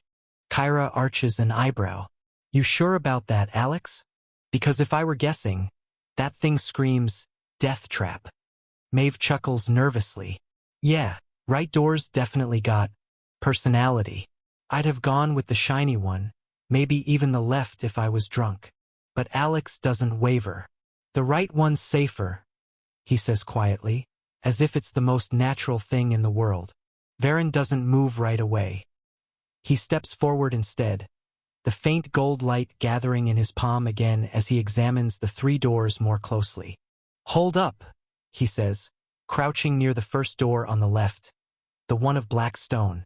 Let me check each one before we start guessing. These things weren't made to be picked at random. He starts with the left door, the one forged from solid black stone, its surface cracked and glowing faintly red. This one's volatile, he murmurs. The runes are fire-based. Old-style formation glyphs, but the patterns are erratic. I think it's half dead, half active. Kyra peers over his shoulder, careful not to get too close. Meaning? Varen tilts his head, eyes narrowing as he studies the faint red glow. Meaning if I try to open it with mana, it might trigger a reaction. Not an explosion exactly, more like a feedback surge. Could burn anyone within a few meters. Bragg grunts. So, fiery death door. Got it. More or less. Varen says dryly, standing and brushing the dust from his gloves. He moves to the middle one, the metallic door that mirrors the light. This one's different. The mana's smooth, steady. Feels like a mechanical lock reinforced by a formation rather than powered by it. He presses his palm against the cool surface. The reflection warps around his hand, rippling like liquid metal. See that? Still responding. This one's intact, probably meant to open through a sequence, maybe a puzzle or key inscription. Kyra folds her arms. So we could open it? In theory, yes. Varen glances back at her, a faint smirk playing on his lips. But one mistake and the formation could seal permanently or worse, reset the entire chamber. I'd rather not risk guessing which symbols to touch. All right, Bragg says, rubbing his jaw. So we've got fiery death on the left and puzzle that might kill us in the middle. Great start. Kyra nods toward the last door. Then check the right one. Varen spends several long minutes tracing the patterns along door, eyes half closed in concentration. Threads of gold mana flicker from his fingertips, crawling over the metallic surface like veins of light, then sputter and vanish, snuffed out as if swallowed. Kyra leans on her blade, voice tight with impatience. Any progress? He exhales slowly through his nose. Not yet. Varen's brow tightens as his mana flickers once more, this time thinner, dimmer. He kneels in front of the rightmost door, his hand hovering just inches from the wood-like surface. The door seems to pulse faintly, like something sleeping beneath it draws breath. Come on, Varen mutters under his breath, tracing a faint sigil in the air. Golden light forms, shimmering briefly before being swallowed whole. Again, Maeve shifts uneasily behind him. You've been at that for a while. You sure it's not just quiet? Varen snaps softly, his focus never breaking. The golden light flickers again, then dies completely. Not a spark remains. He tries a different method. A sensory pulse, a faint vibration through the air, a spark of mana thread, but every attempt ends the same way. The moment his energy brushes the surface of the rightmost door, it vanishes. Bragg leans on the wall, unimpressed. So, what's the deal with this one? Dead too. Varen exhales, sitting back on his heels. Sweat beads faintly on his temple, unusual for him. No, not dead. His voice drops lower. It's worse. It's blank. Kyra frowns. Blank. He nods slowly, eyes fixed on the door. Every door has some kind of signature. Even if it's sealed, I should at least feel resistance, structure, something. But this. He gestures at the wood-like surface. It's like trying to touch air. Nothing reacts. My mana goes in and just disappears. Torin crosses his arms. So either it's broken, or too strong. Varen finishes grimly. He stands and dusts off his hands. If it's the latter, it's on a level far above my reach. I can't open this. I can't even see how it's meant to be opened. A faint silence follows. The group exchanges glances. Alex, standing a few steps behind, watches the door quietly. His gaze lingers longer than the rest, studying the faint shimmer along the edges, the way the air around it hums in perfect stillness. His fingers brush the inside of his cloak, feeling the cold edge of a small, rune-carved token hidden in his pocket. The universal lockbreaker. One of the best items in Alex's possession, capable of bypassing any formation below divine rank.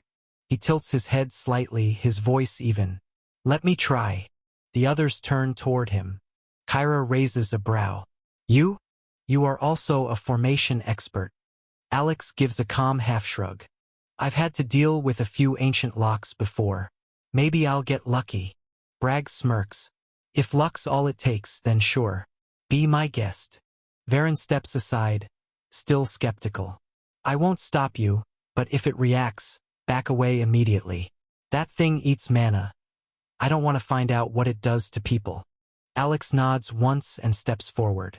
The air seems to grow heavier the closer he gets. The faint breathing-like pulse of the door slows, almost sensing him. He lifts his hand, pretending to trace the door's surface thoughtfully. The weave's strange, he says, keeping his tone casual. No flow, no anchor points. His other hand subtly slips into his cloak pocket. The token's cool surface hums faintly against his skin, invisible to the others. He presses it lightly against his palm, channeling a thread of his mana into it. The rune awakens, a single spark of golden light flashing through the cracks of his fingers, then vanishing instantly. A quiet click echoes through the chamber. Varen's head snaps up. What was that? Alex hums, keeping his expression neutral. I think I found it. A deep, groaning sound fills the air as the wooden door stirs. Dust rains from the ceiling, and faint lines of ancient runes flare alive across its surface. Patterns even Varen hadn't seen before. The door's heartbeat-like pulse steadies, glowing faintly with crimson and gold veins. Kyra's eyes narrow. You actually opened it? Bragg's grin returns, wide and disbelieving. No way. Alex, do you want to join my group? Alex glances over his shoulder, his expression unreadable beneath the dim glow of his light orb. I prefer being alone, he says simply. Bragg blinks, then lets out a short laugh. Cold, but fair. The ancient runes blaze one last time before dimming to a dull glow. Then, with a slow, thunderous groan, the rightmost door splits open, releasing a wave of cool, dry air thick with dust and the faint metallic tang of age. They all raise their lights higher as the darkness beyond recedes, revealing a sight that freezes them in place. The chamber beyond stretches wide and high, its ceiling lost in shadow. Piles of treasure glimmer faintly under the pale glow of Alex's orb. Jagged clusters of mana stones jut out from the walls like frozen stars, each one pure, dense, and radiant with color. Tier 3, Tier 4, and even a few Tier 5 stones sparkle like captured lightning. Bragg's jaw drops. You have got to be kidding me. Kyra takes a slow step forward, her eyes reflecting the shimmering light. That's a fortune. No, Varen murmurs, awe creeping into his usually steady voice. That's a kingdom's ransom.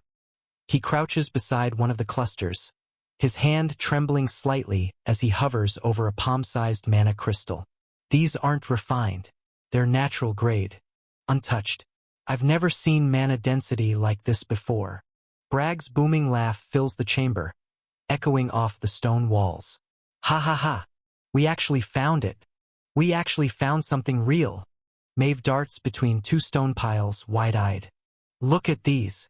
He pulls out a weapon, a long, curved blade etched with glowing silver veins. The air hums faintly around it. Tier 5 at least, still holding power after gods know how long.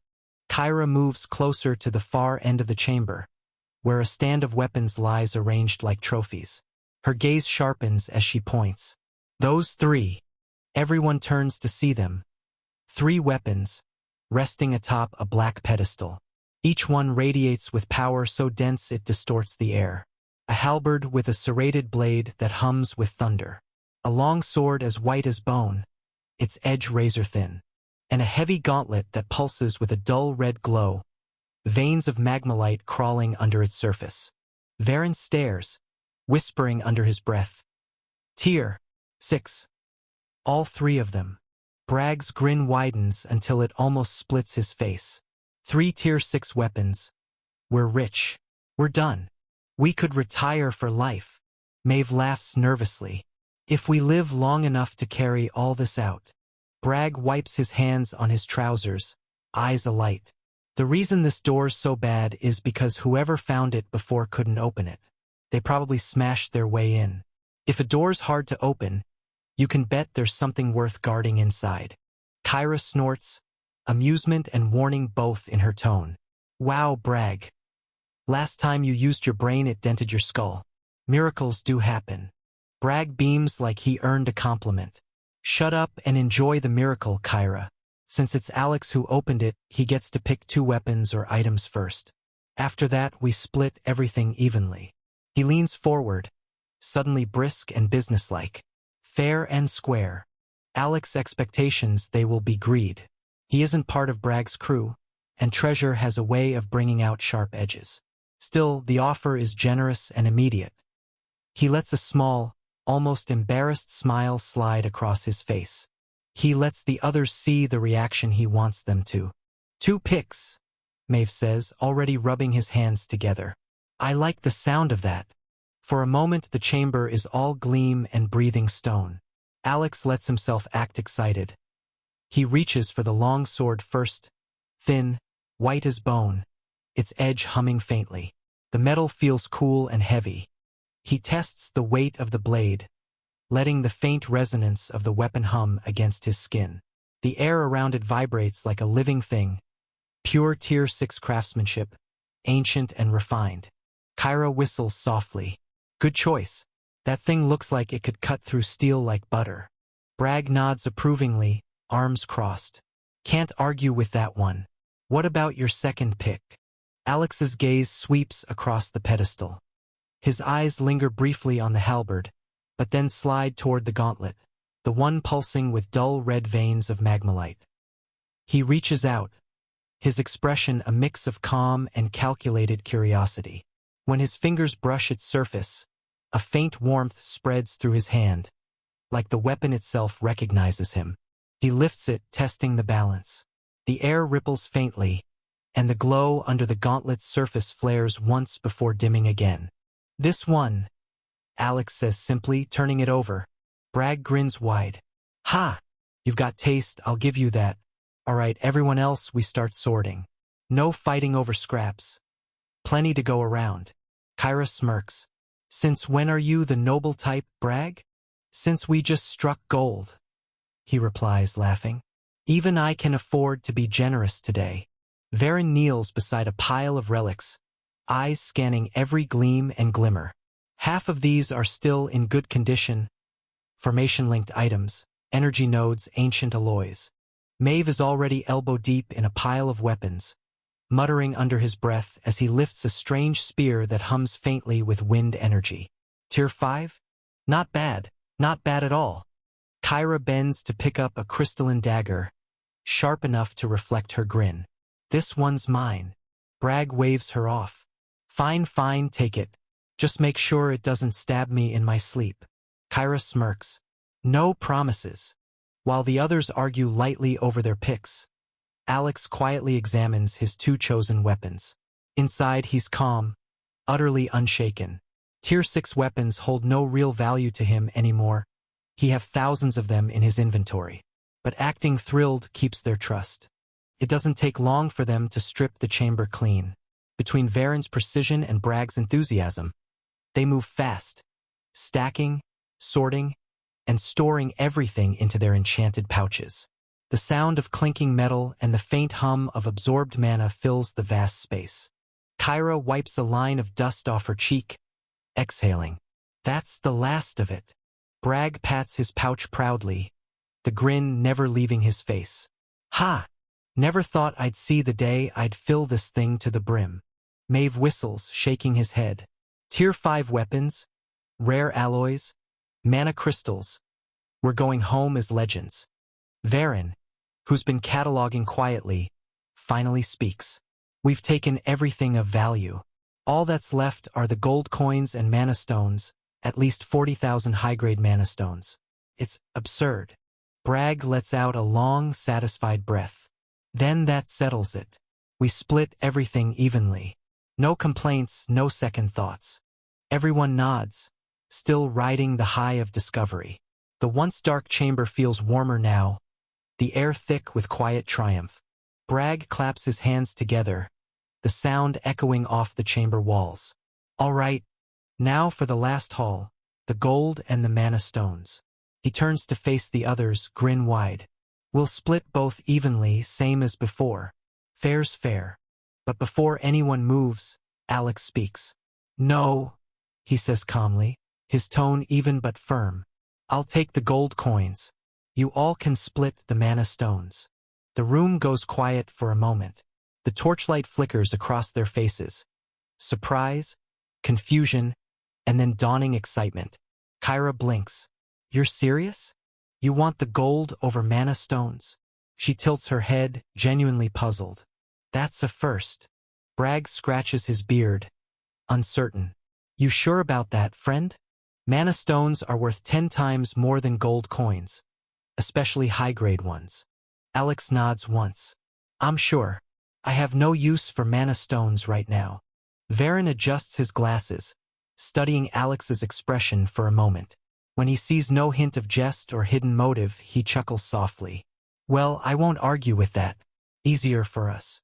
Maeve grins wide, almost giddy. You're the first man I've met who prefers shiny coins over power stones. But hey, I'll take it. Kyra smirks and folds her arms. Guess we won't complain. You can have all that gold. We'll take the glowing rocks. Bragg laughs, slapping Alex on the shoulder. Ha! You're either crazy or the most generous man in this world. Fine by me. We'll split the mana stones 4 ways. Alex gets his mountain of gold. They move quickly, dividing the glowing clusters among themselves. Varen's meticulous hands count and sort. Maeve's laughter echoes as he scoops armfuls of crystals into his pouch. Kyra weighs each one with a thief's practiced eye. Bragg oversees, satisfied, his grin never leaving. Meanwhile, Alex stands beside the heap of gold coins. The piles gleam faintly in the light, dull yet beautiful, over 20 million pieces at least. To the others, it's less than the value of a single tier 5 stone. To Alex, it's more important than any mana stones. As the last pouch snaps shut, Bragg claps his hands again. All right, that's everything. No one got cheated, no one died. I call that a win. Kyra smirks. And a miracle. Maeve laughs. With this haul, I'm retiring for a month straight. Varen just nods, quietly pleased. A month? Try a year. Alex says nothing, just gives a faint, approving smile as he waves his hand subtly. In a blink, every chest of gold vanishes into his inventory. The others barely notice, their attention still fixed on their glowing mana stones. While everyone is still laughing and packing away their spoils, the air in the chamber suddenly shifts.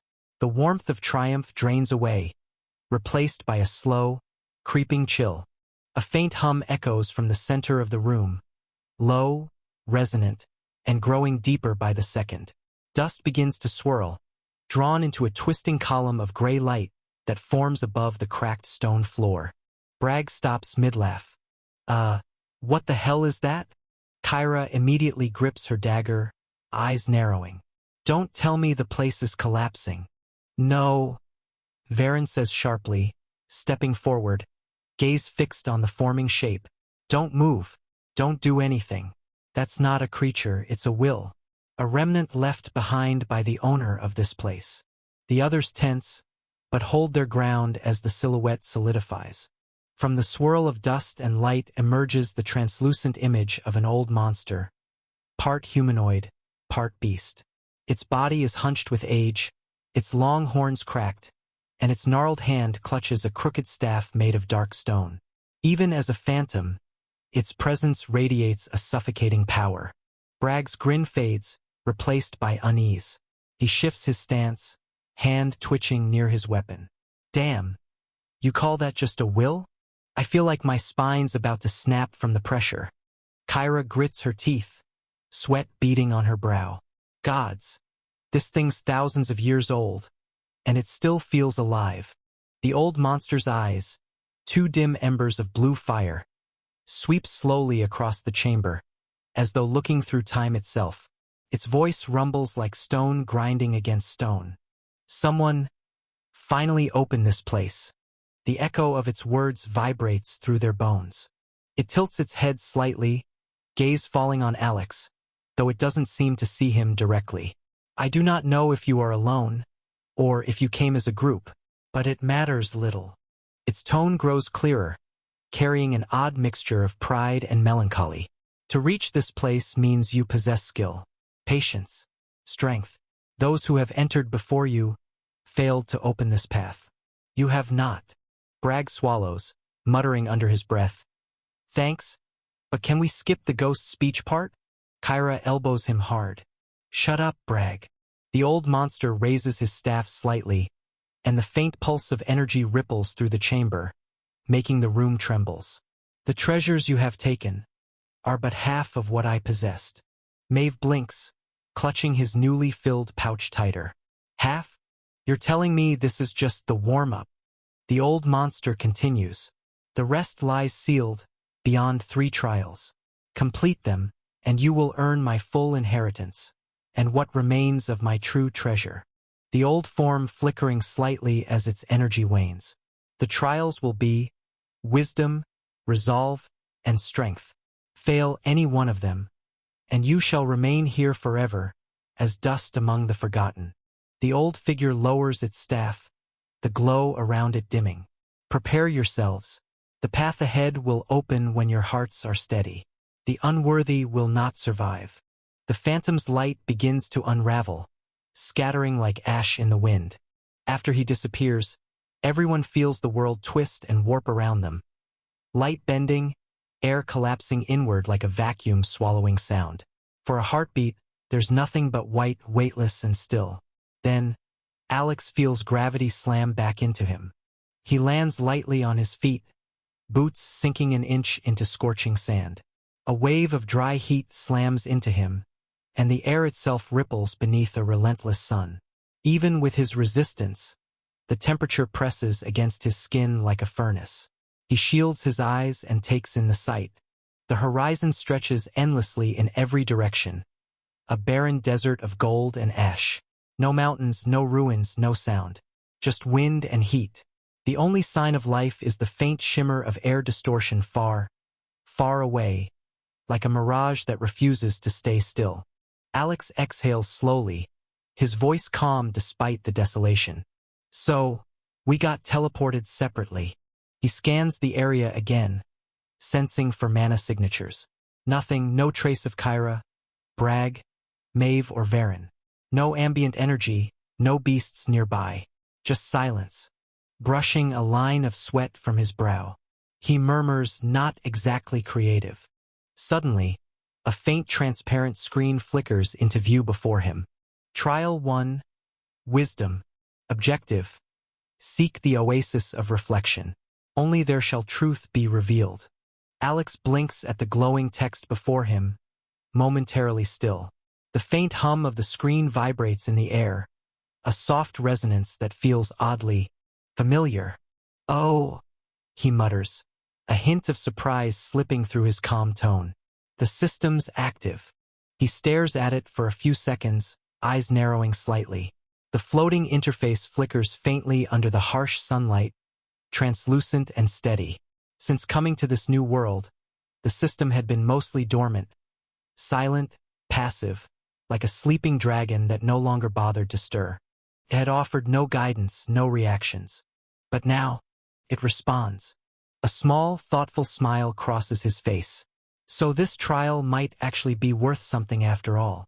The desert wind answers him with a dry hiss, grains of sand brushing against his cloak like fine needles. Alex sighs and starts walking toward the distant shimmer on the horizon. The heat presses down, relentless. The sun above burns white gold, its glare so intense it bleaches the dunes to blinding brightness. The air wavers like liquid flame, and every breath feels thick and dry. He mutters under his breath, voice almost amused. Guess even power doesn't make you immune to discomfort. The wind shifts suddenly, carrying a faint whisper. Too soft to be a voice, too distant to be mere air. He stops, glancing around. The dunes look the same. Endless, rolling, shifting with each gust. The shimmer on the horizon flickers again, as though teasing him. Alex frowns. Right? So this isn't just a walk to an oasis. He kneels briefly and presses his palm to the ground. The sand beneath his hand hums faintly with mana. Thin, faint threads running in concentric circles beneath the surface. A formation, subtle but ancient. Alex traces the lines of mana under the sand with his eyes, his expression calm but focused. The faint pulse moves like veins, connecting distant points across the desert. So this whole place is one giant formation, he murmurs. He stands, brushing sand from his glove. I can just destroy the entire thing, he says quietly, eyes narrowing. But who knows what'll happen if I do that? The wind howls softly in answer, like an unseen warning. He exhales, then smirks faintly. All right then, let's solve this as intended. Straightening, he adjusts his cloak and starts walking again, each step sinking slightly into the shimmering dunes. The air vibrates subtly around him, the formation responding to his movement like a living thing. Testing, watching. Let's see what happens if I just keep going, he mutters half to himself. As he walks, the horizon seems to twist. What looked like empty desert now shifts, subtle, almost imperceptible changes. Dunes curve differently, shadows stretch too long, and every few minutes he feels as though he's walking in circles. Alex stops, glancing over his shoulder. His footprints are gone, erased by the wind the moment he takes another step forward. An illusion layer. Smart. The heat grows heavier, pressing against his skin like molten weight. His mana vision activates with a faint golden shimmer in his eyes, revealing lines of power weaving through the air like threads of light. They form patterns that shift each time he looks too closely. He smirks again. So it reacts to attention, trying to mislead me. The next gust of wind carries another whisper.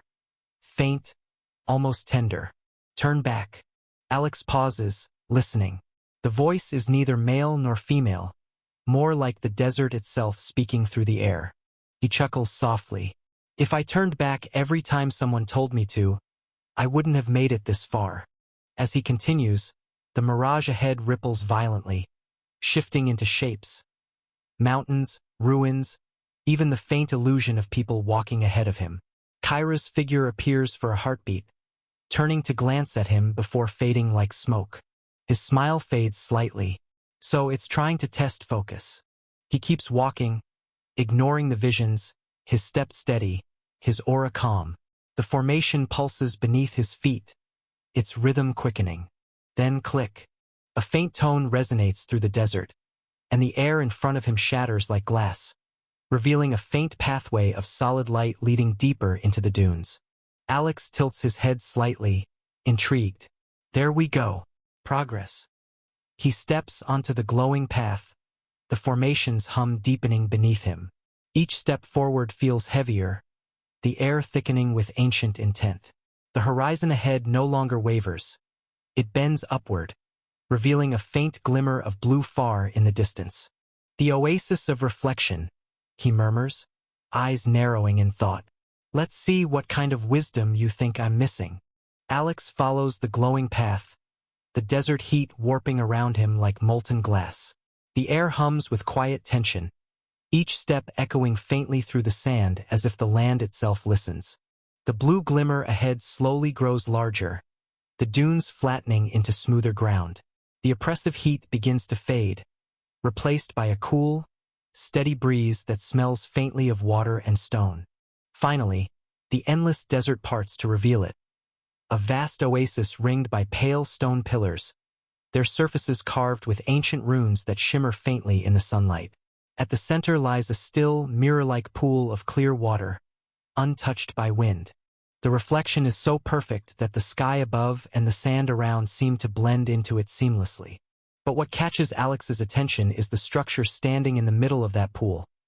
A lone pavilion made of white stone, small yet intricate, supported by 4 curved pillars that rise from the water itself. It looks timeless, serene, and heavy with power. Alex stops at the edge of the oasis, eyes narrowing slightly. Finally, he watches the calm water for a few seconds before speaking again, his voice low and thoughtful. So this is the heart of the formation. The reflection in the pool shimmers faintly, and for a heartbeat, his own reflection moves a split second out of sync. He raises a brow. A test of wisdom or perception. The system screen flickers again before him. You have reached the oasis of reflection. Proceed forward to continue the trial. Alex exhales slowly, stepping closer to the water's edge. I just hope that after all this trouble, the rewards are actually worth it. He steps onto the surface and the water holds. Ripples spread out beneath his boots, glowing faintly like liquid light. The entire oasis hums in response, gentle but vast, as though recognizing his presence. He walks across the water, his reflection following perfectly until halfway. Then it lags again, almost imperceptibly. Alex notices immediately. You're not me, he says softly, his tone neither accusing nor surprised. You're the test. The reflection smiles faintly, an expression Alex himself doesn't make. Its voice echoes softly through the oasis, calm and knowing. Then show me what you've learned. The still water ripples violently as the reflection rises, solidifying into a perfect copy of Alex. Same face, same stance, same cold composure, but its eyes glow faintly with silver light. Alex straightens, his own aura quietly flaring to meet it. A reflection that thinks it's real. The other Alex smirks faintly. Maybe I am. Maybe you're the imitation. Alex chuckles under his breath. If that's how this trial's going to be, then let's see which one of us walks out of here. The reflection's smirk softens into something almost serene. The silver glow in its eyes fades, and it lowers its stance, not in surrender, but in quiet invitation. Ha ha! It laughs softly, its tone calm and eerily familiar, like Alex hearing his own voice echo from a dream. If you wish to finish this trial, then come and find me. Inside. The reflection nods once. The oasis of reflection isn't a battlefield. It's a mirror. You'll find your answers there, not here. Then, without another word, it steps backward into the pavilion. Its form passes through the white stone pillars like mist dissolving into sunlight. The structure glows faintly, runes awakening along its surface, and the water beneath it ripples outward in perfect circles. Alex watches the glow fade, his expression unreadable. Inside the reflection, huh? He glances down at the water beneath him. The reflection of the pavilion remains, faintly distorted, but this time, he can see the faint outline of a door beneath the mirrored surface, glowing like a heartbeat under glass.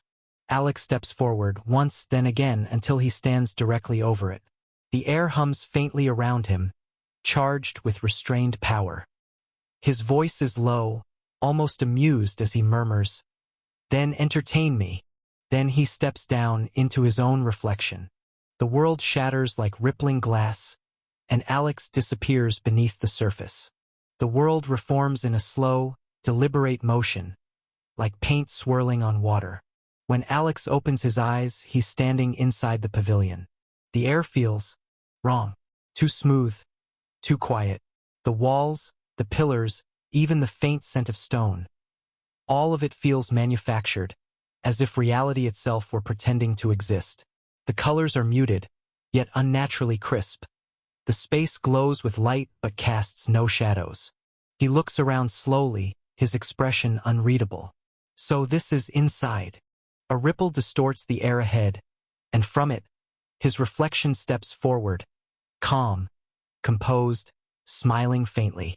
Welcome to my home. Alex tilts his head slightly, amused. Your home. His voice carries a soft scoff. Feels more like a cage dressed as a temple. The reflection only chuckles. Perhaps. But you stepped inside willingly, didn't you? Alex smirks. So what now? You gonna tell me how to move forward? What's the rush? The reflection asks lightly, spreading its hands. You probably already know how to get out of the first trial. Alex doesn't answer, just watches in silence, lips curving faintly as if entertained. The floor ripples beneath their feet, and from the white marble surface, a table and 2 chairs emerge, smooth and carved from the same seamless material as the pavilion. The reflection gestures to one of them with a polite smile. Sit. It's been a while since I've had company. Alex eyes the setup for a moment before shrugging and taking the seat. Fine. Let's play along. The reflection sits across from him, mirroring his posture perfectly. Hands folded, back straight, eyes calm. A faint hum lingers in the air, like distant chimes vibrating at the edge of hearing. After a moment, the reflection speaks again. Do you want to know how your companions are faring? Alex's expression doesn't change. They can manage themselves. The reflection raises a brow, a knowing smirk tugging at its lips. Is that so? They're not my companions. Alex continues, tone even. I just hired them. Silence lingers between them, heavy but not hostile. The air around the table feels thick, like the space itself is listening. Then the reflection smiles again, this time without mockery. They are quite capable, though, especially the mage. Varen, wasn't it? Very knowledgeable in formation.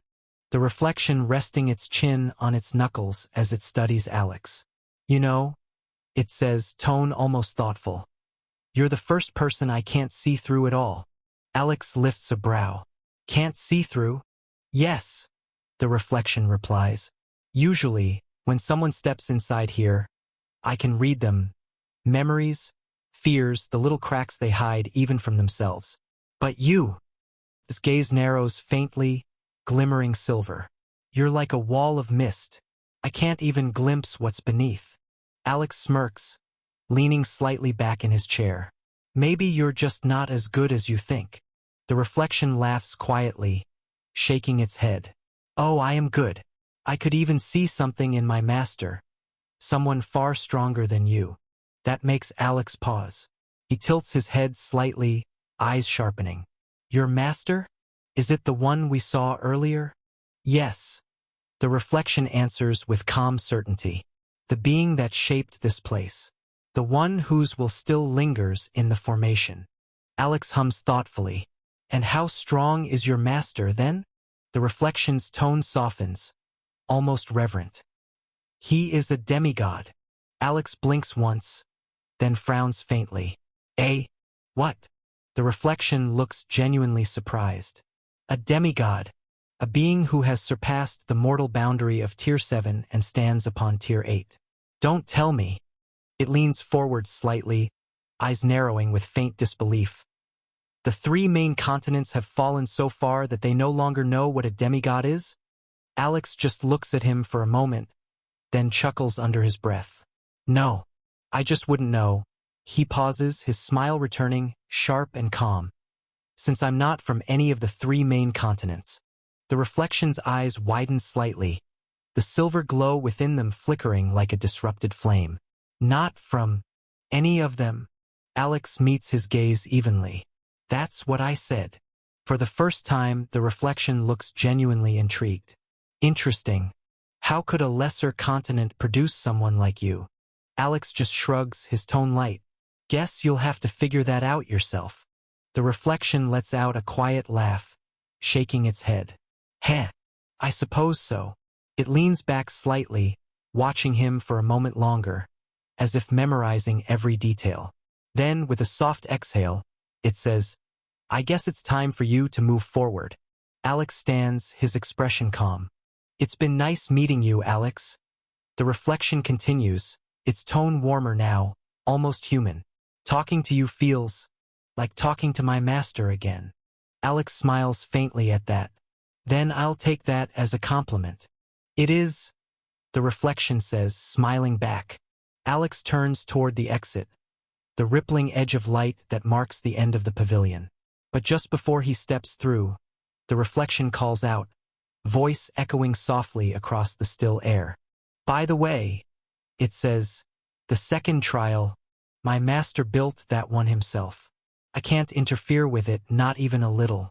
As much as I'd like to see what happens, I can't. Alex glances over his shoulder, eyes faintly glinting. Then I guess you'll just have to wait. The reflection chuckles. I will. So, see you in the third trial. Alex nods once, steps forward, and disappears through the veil of light, leaving the reflection alone, its faint smile lingering as its form slowly dissolves back into the stillness of the pavilion. Light bends and folds around Alex as he steps through the veil. The sensation is strange, weightless, like falling through still water. Then suddenly his boots touch solid ground again. The air here is warm, filled with the faint scent of incense and polished wood. The room he stands in is lavish, marble floors veined with gold, silk drapes hanging from crystal fixtures, and a long couch that looks far too soft for a trial chamber. And sitting on that couch is Varen. Varen looks up from the cup in his hand, surprise flashing briefly in his eyes before a small smile forms. Congratulations, he says, setting the cup aside. Didn't think you'd be the second one to finish. The same for you, Alex says, a faint smile touching his lips. Looks like you were the first to finish the trial. Varen chuckles softly, brushing some dust off his sleeve. Guess all those years of studying formations finally paid off. He leans back, relaxed but proud. Still, can't say it was easy. For a while, silence settles between them, calm, almost comfortable. The sound of the faint breeze from the open window fills the air, carrying the scent of old parchment and manna residue. Then, a faint pulse echoes from the center of the room. A soft shimmer of light, and another figure steps through. Kyra stumbles forward first, catching herself before she falls. Ugh! What kind of twisted mind designs a place like that? She groans, brushing her hair aside. When she looks up and spots Alex and Varen already there, her eyes widen slightly. Wait, both of you finished already? Varen gives her a small nod. You're third. Kyra groans dramatically, dropping onto one of the couches. Great, I was sure I'd be second. Before anyone can answer, another light flickers. Two this time. Maeve and Torin step out together, both looking winded but intact. Maeve stretches his shoulders with a grunt. Finally out. I thought I'd be trapped in that damn place forever. Torin exhales slowly, rubbing his temples. My reflection wouldn't shut up. It kept talking about things I didn't even remember. Kyra laughs, half sympathetic. Let me guess. It insulted your hairstyle? Maeve glares at her, but Varen cuts in smoothly. That makes 5 of us. He glances at the empty space where the last light should appear. So Bragg's still inside. Kyra smirks instantly. Of course he is. And right on cue, a heavy pulse fills the air again. Louder this time, almost dramatic. The light swirls for a few seconds before Bragg stumbles out, looking utterly exhausted. His armor's scuffed, his hair's a mess, and his face screams frustration. Finally, Bragg groans, straightening up. That mirror bastard wouldn't stop talking in riddles. Kyra bursts out laughing. Ha ha ha. Look at that, our mighty leader. Last one out of the trial. Bragg groans, rubbing the back of his neck.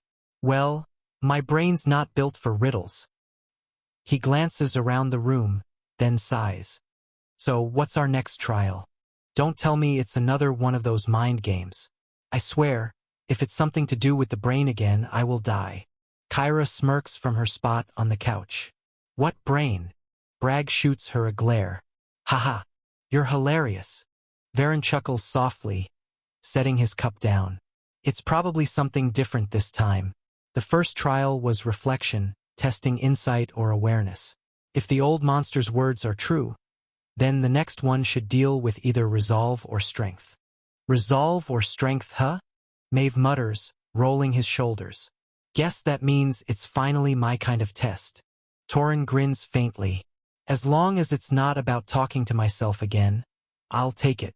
Kyra leans back, stretching lazily. I don't know. I think Bragg could use another round with his reflection. Might teach him humility.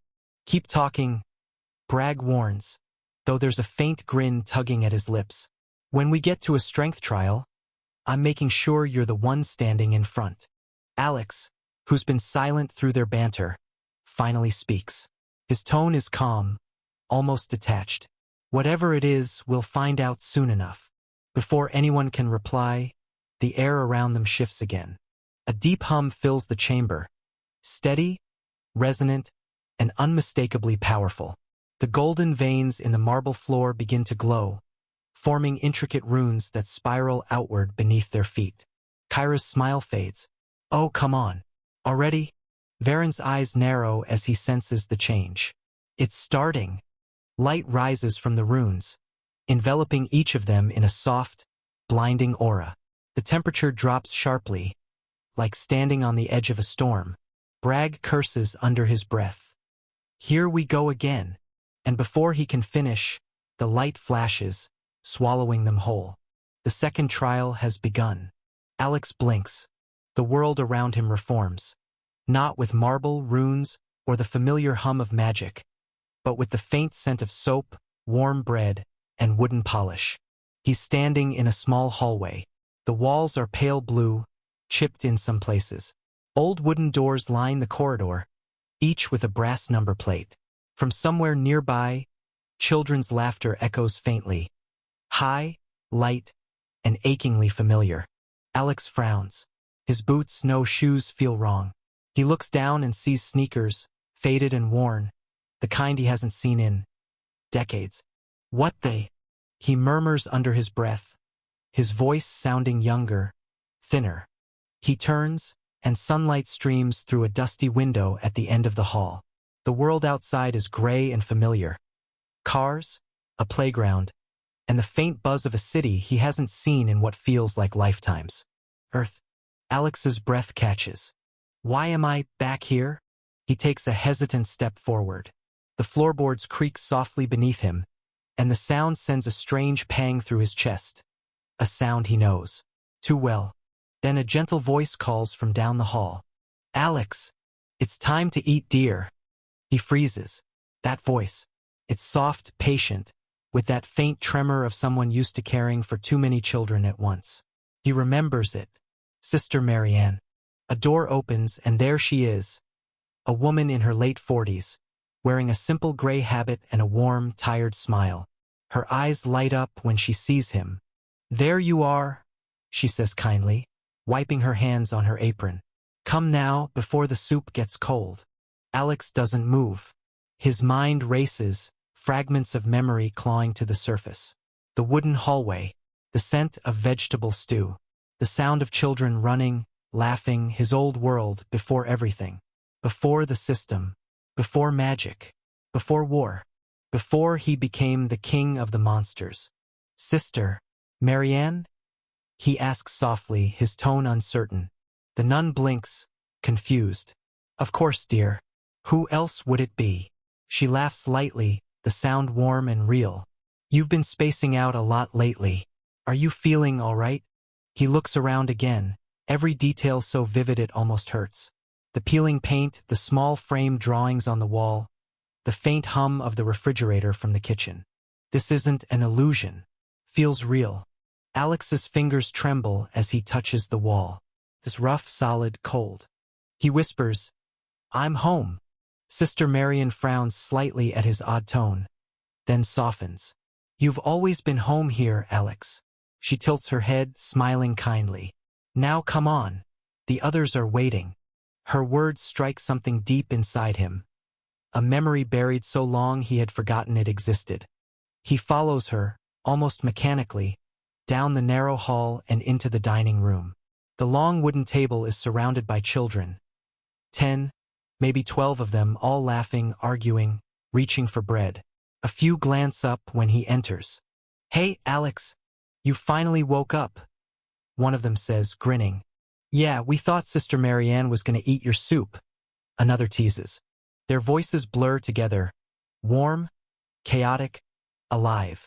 He stands there, motionless, watching them.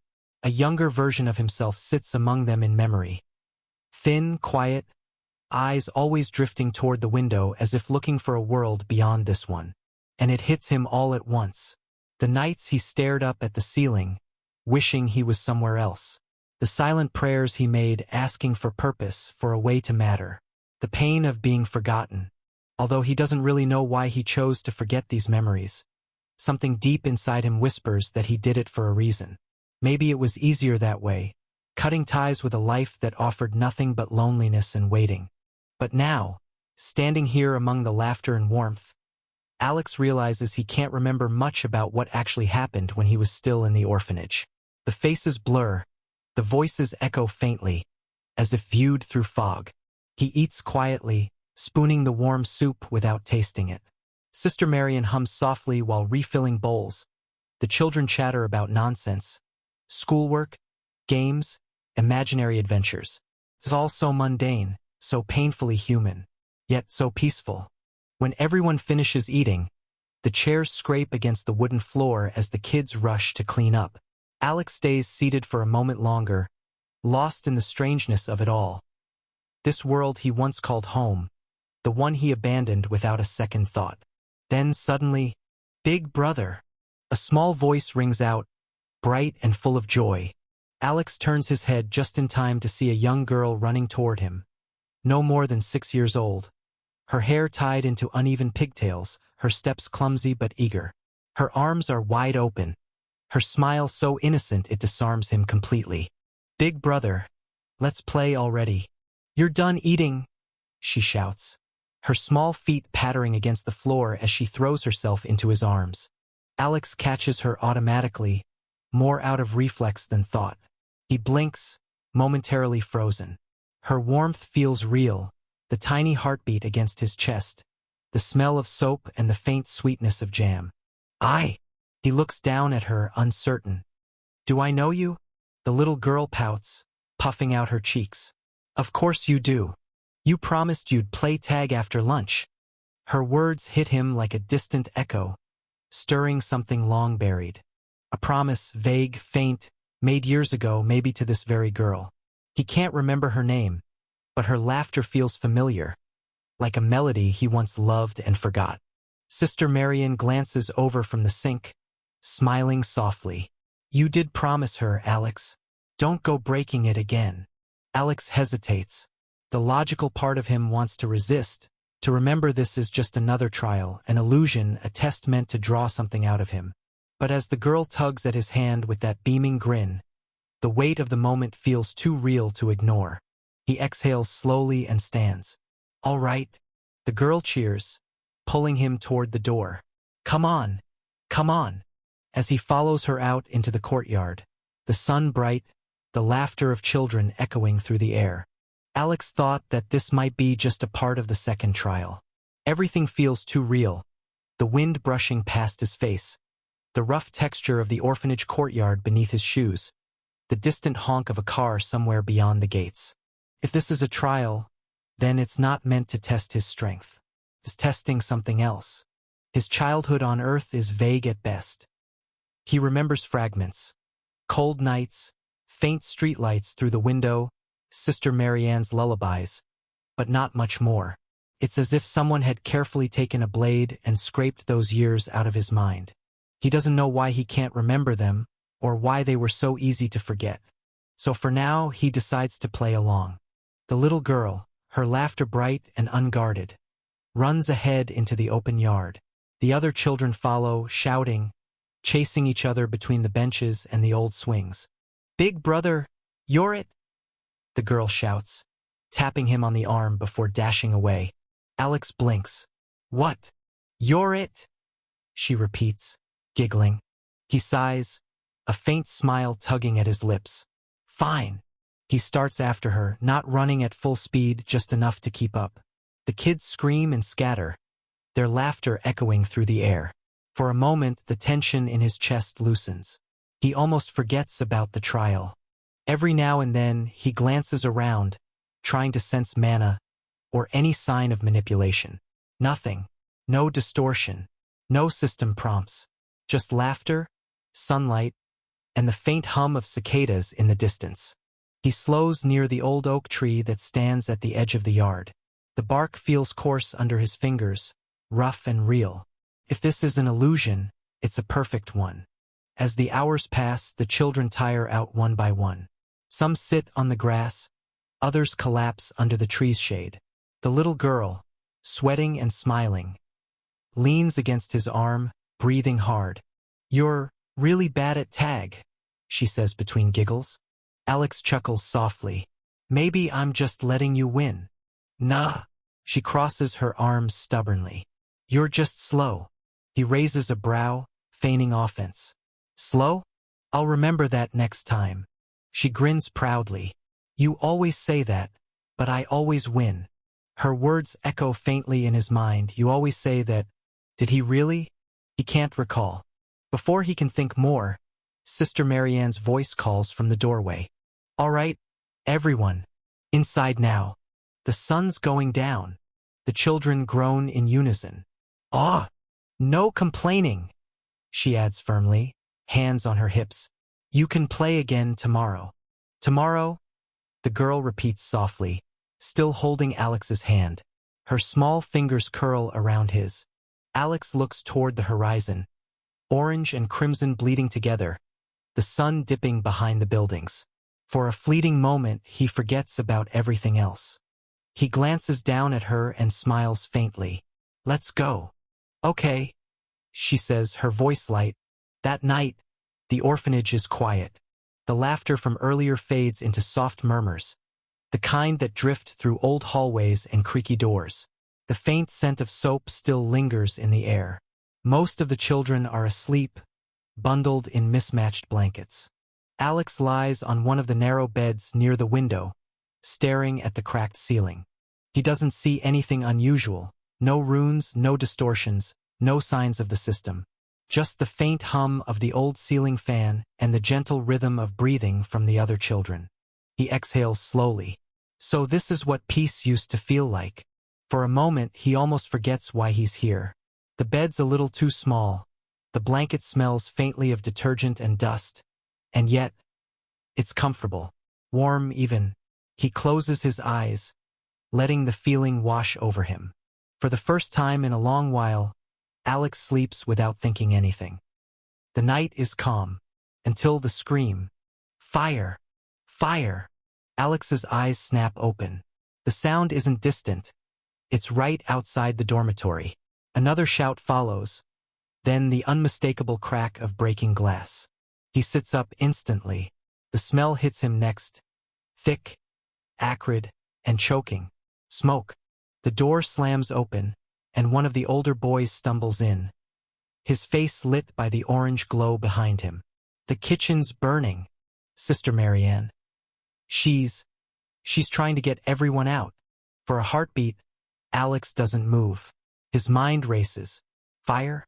Here? He pushes the blanket aside and rushes to the window. Flames are crawling up the side of the orphanage, licking the wooden frames. The courtyard, the same peaceful courtyard where the children laughed hours ago, is filled with smoke. Screams echo from the hallway. "Help! Someone's still inside." "Where's Sister Marianne?" Alex's pulse pounds in his ears. It's strange, he's faced armies, monsters, but this sight feels different. Heavy. His body moves before he can think. He kicks the door open and rushes into the corridor. Heat slams into him like a wall. The flames are spreading fast, crawling across the ceiling beams. "Sister Marianne," he shouts. His voice cracks. A faint reply comes from down the hall. "Alex, get the children outside. Now!" Smoke fills the hallway, stinging his eyes. The building groans as the flames chew through the old wood. He grabs a nearby bucket of water, hurling it toward the nearest blaze. It does nothing.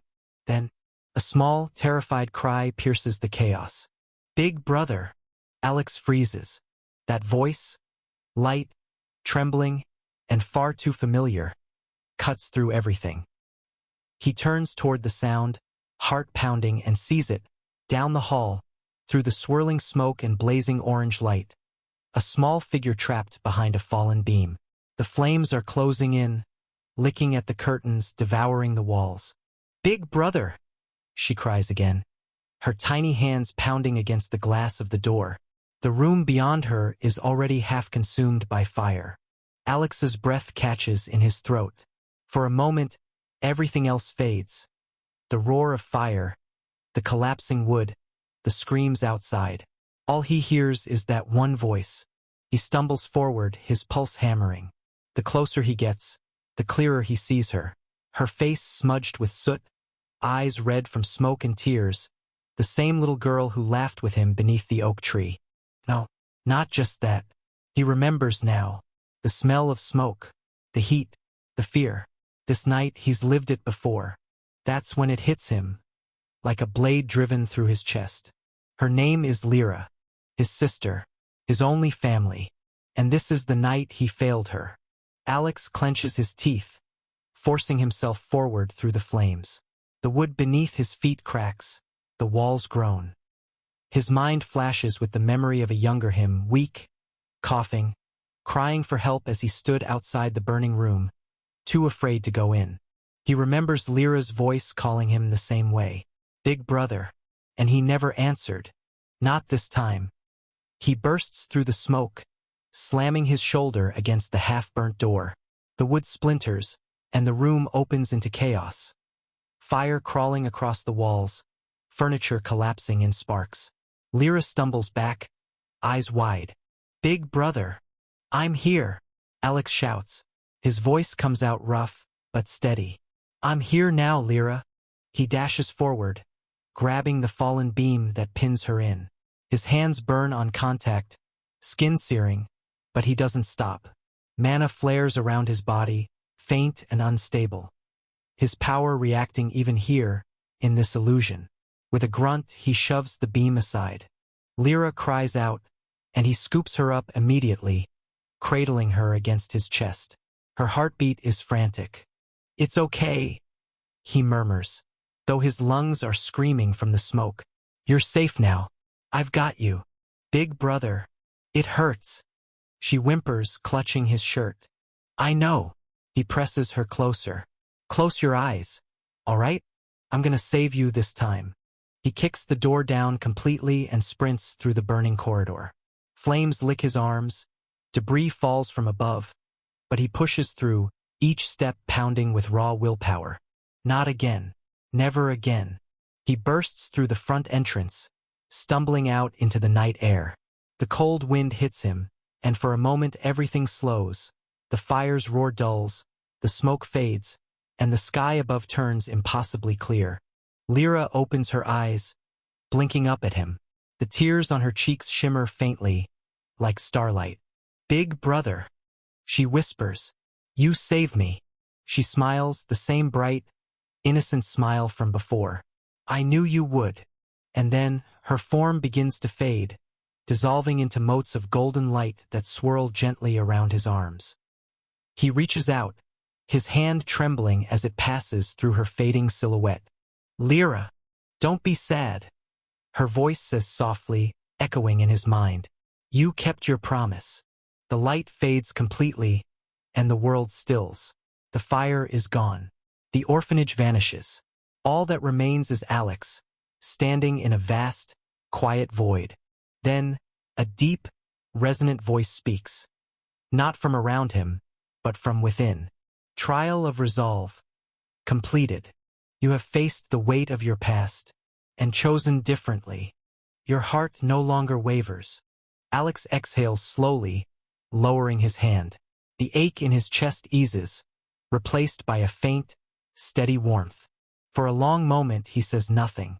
Then, under his breath, he murmurs, "Thank you, Lyra." The golden light fades completely, and Alex blinks, finding himself once again in the same white stone chamber. The waiting room. The air is still unnaturally so. The faint hum that always lingered in this place feels quieter now, like even the room itself is holding its breath. Alex straightens slowly, his gaze sweeping the area. The benches, the archway, the dim blue sigils along the walls. All are exactly as before. But something's different. The members of the Iron Group are nowhere to be seen. Then, something stirs above him. A soft, wispy trail of smoke coils downward, forming a loose spiral in the air. It gathers, condenses, and shapes itself into a small, round creature. Its body made entirely of swirling gray mist, its eyes glowing like faint embers. It blinks up at him. "Oh, you're back." Alex raises a brow. The creature tilts its little smoky head, its form rippling with a faint hum. Took you long enough." He crosses his arms. "So this is your original form?" The smoke creature floats a little higher, its form pulsing faintly like a heartbeat. "You remember me, then?" Its voice is light, almost playful, but the tone carries a strange weight, like an echo that doesn't quite belong in this plane. Alex studies it for a moment, his expression unreadable. "You were the one in the first trial." The creature nods, a ripple of smoke passing through its body like a slow breath. "I was the one that guided you through the Reflections Gate. Yes, that was only a fragment of me. This," it gestures to itself with a curl of mist, "is my true self, or what's left of it." The creature floats lazily around Alex, its smoky form pulsing like it's breathing. "You can call me Marrow," it says, voice soft but clear. "And I have to say, you're good. All your companions failed the second trial." Alex narrows his eyes slightly. "Failed?" Marrow bobs its head, drifting in slow circles around him. Every single one of them. I don't really know what you went through in there. It's different for everyone. But I can say this much. His ember-like eyes blink once. It's not pleasant." Alex gives a faint smile, though his tone stays calm. "Unpleasant. Yeah." He glances at his hand, flexing his fingers as if testing their steadiness. "But it's a good thing for me." Marrow tilts its head, amused. "Ha, that's an interesting way to put it.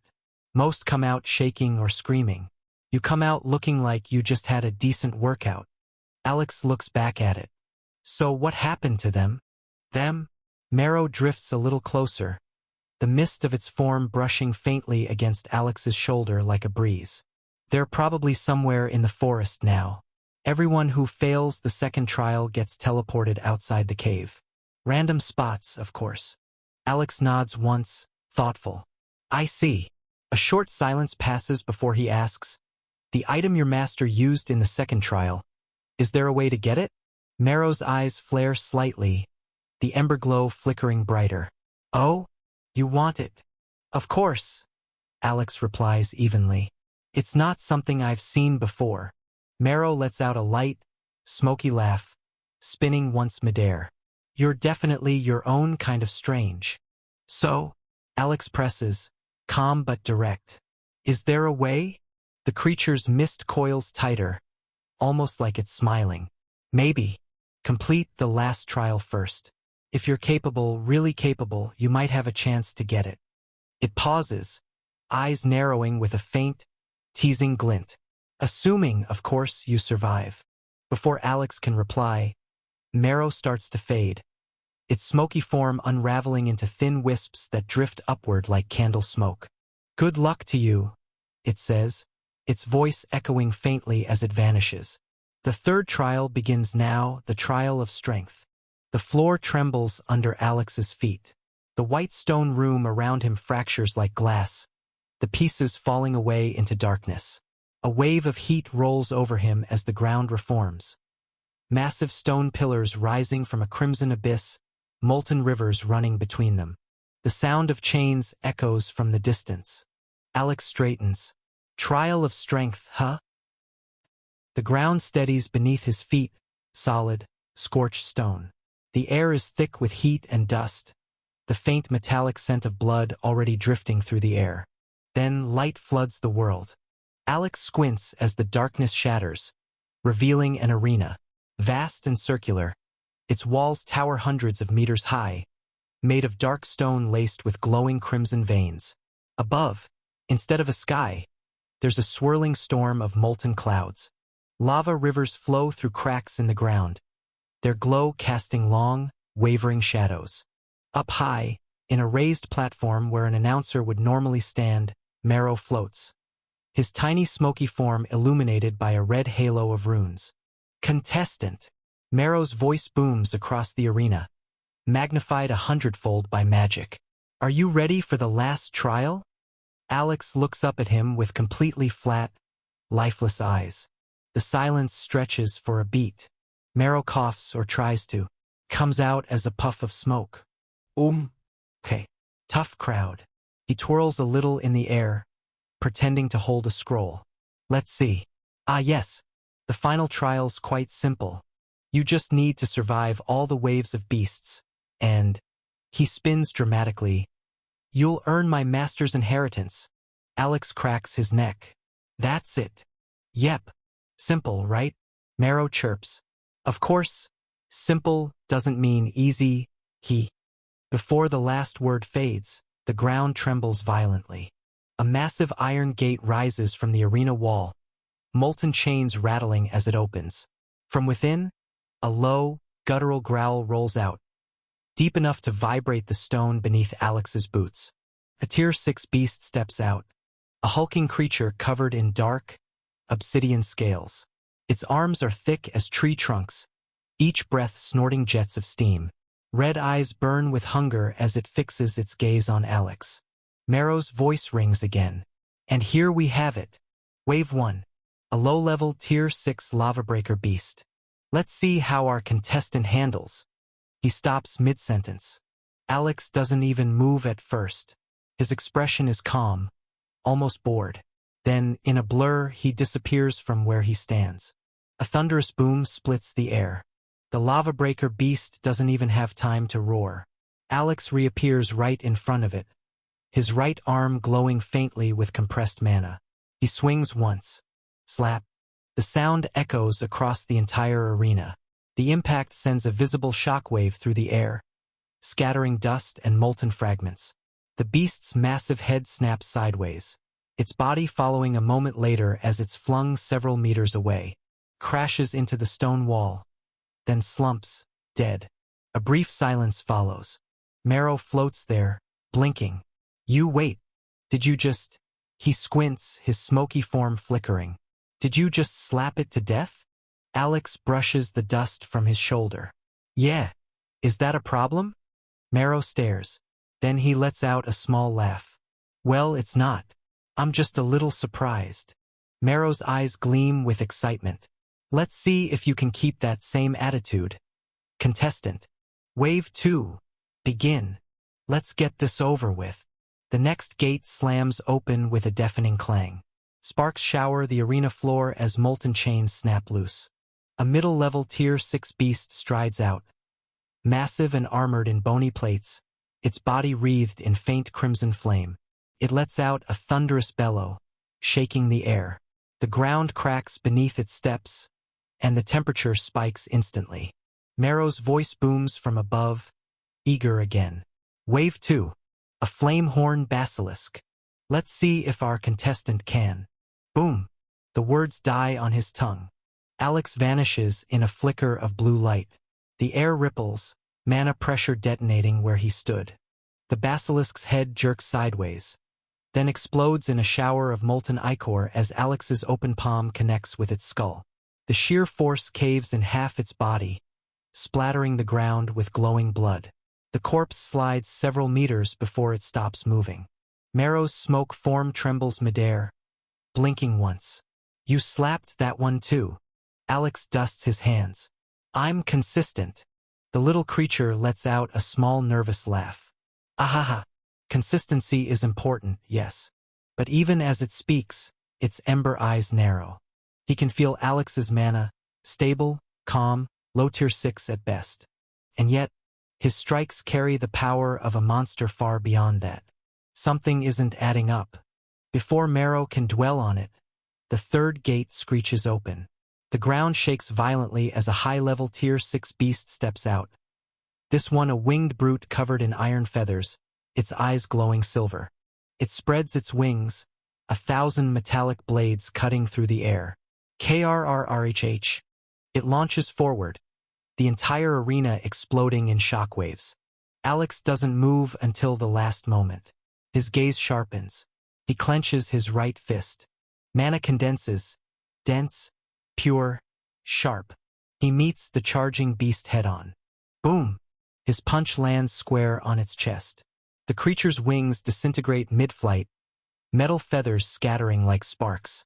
Its body folds inward, bones and armor crushed by a single blow. The carcass rockets backward and slams into the far wall, embedding itself halfway through the stone before it collapses lifelessly to the floor. Marrow floats frozen in place. His glowing eyes widen slightly. Okay, that one had defenses strong enough to tank a peak tier 6 attack. Alex turns slightly, his voice calm. Didn't work. You're a freak of nature, Marrow mutters under his breath. The creature's smoke body flickers as it stares down at Alex below. He isn't even breathing hard. No tension in his muscles. No sign of strain. Just that same cold, effortless calm. The fourth gate begins to rise. The molten chains stretch until they snap apart, and a deep, rumbling roar follows. One that makes the very air vibrate. A peak tier 6 beast steps out.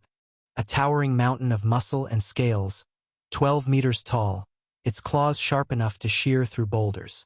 The very air bends around it from sheer mana pressure.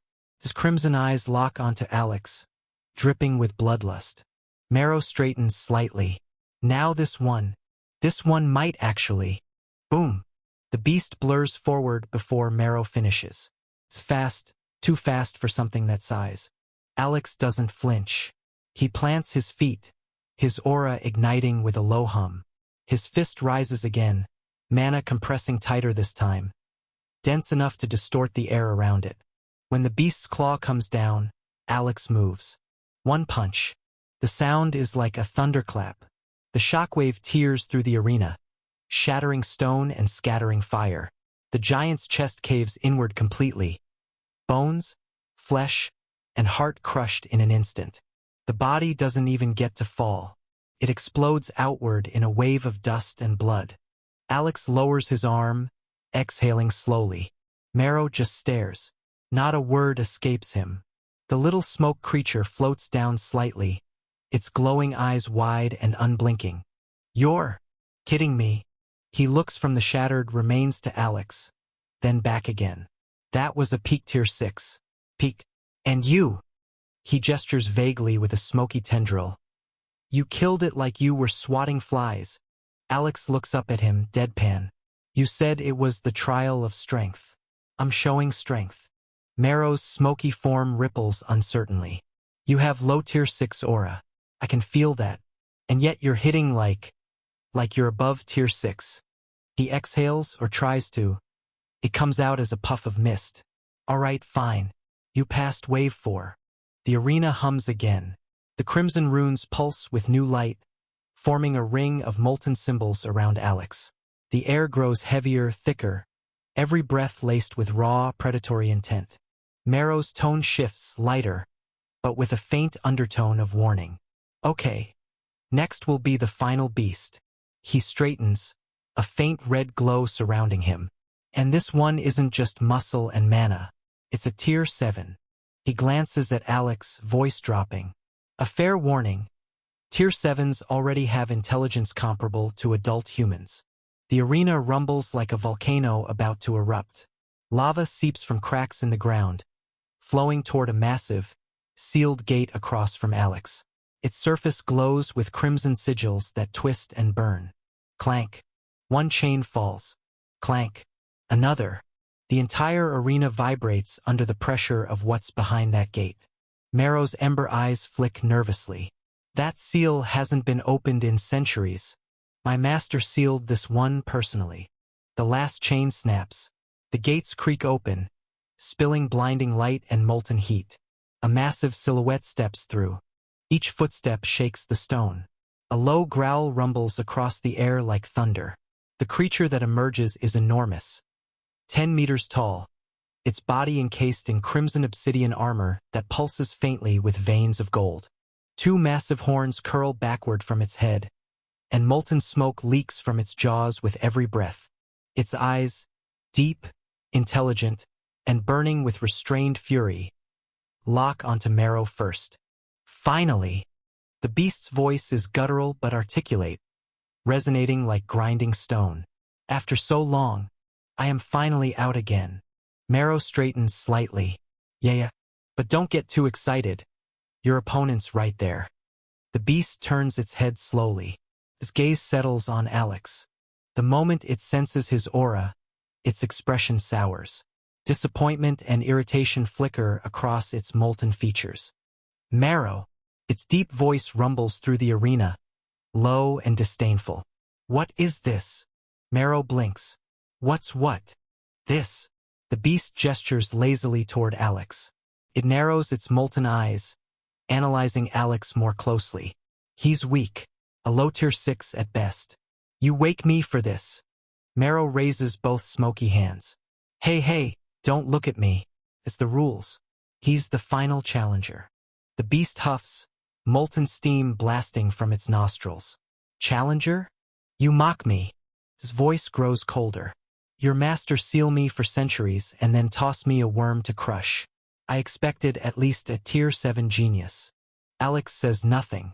His expression remains unreadable. The beast turns fully toward him, looming over him like a mountain of magma and fury. Its mana surges outward, heavy, oppressive, enough to make the stone beneath its feet melt into glowing cracks. It grins, revealing fangs like jagged blades. Tell me, little one, do you understand what stands before you? Alex finally looks up, calm and unflinching. A beast that talks too much. For a moment, silence. Then the beast laughs. A sound like thunder splitting the air. Ha! Bold. You'll die quickly, but at least you have spirit. Marrow rises higher into the air, keeping a wary distance. Let's see if you can still keep up with a tier 7 beast. The beast's claws flex, molten veins brightening. Let's end this, insect. The tier 7 beast's molten eyes narrow, molten saliva sizzling where it drips. I'll kill you in one strike, little insect. The ground cracks beneath its feet as it launches forward, its sheer weight turning the arena floor to molten dust. The speed, impossible for something that massive, tears the air apart. Its arm, thick as a tree trunk and glowing like forged iron, sweeps across the arena in a blazing arc. Boom! The shockwave pulverizes the stone pillars, sending shards flying in every direction. But Alex isn't there. A blur cuts through the air, blue streaks of lightning dancing in his wake.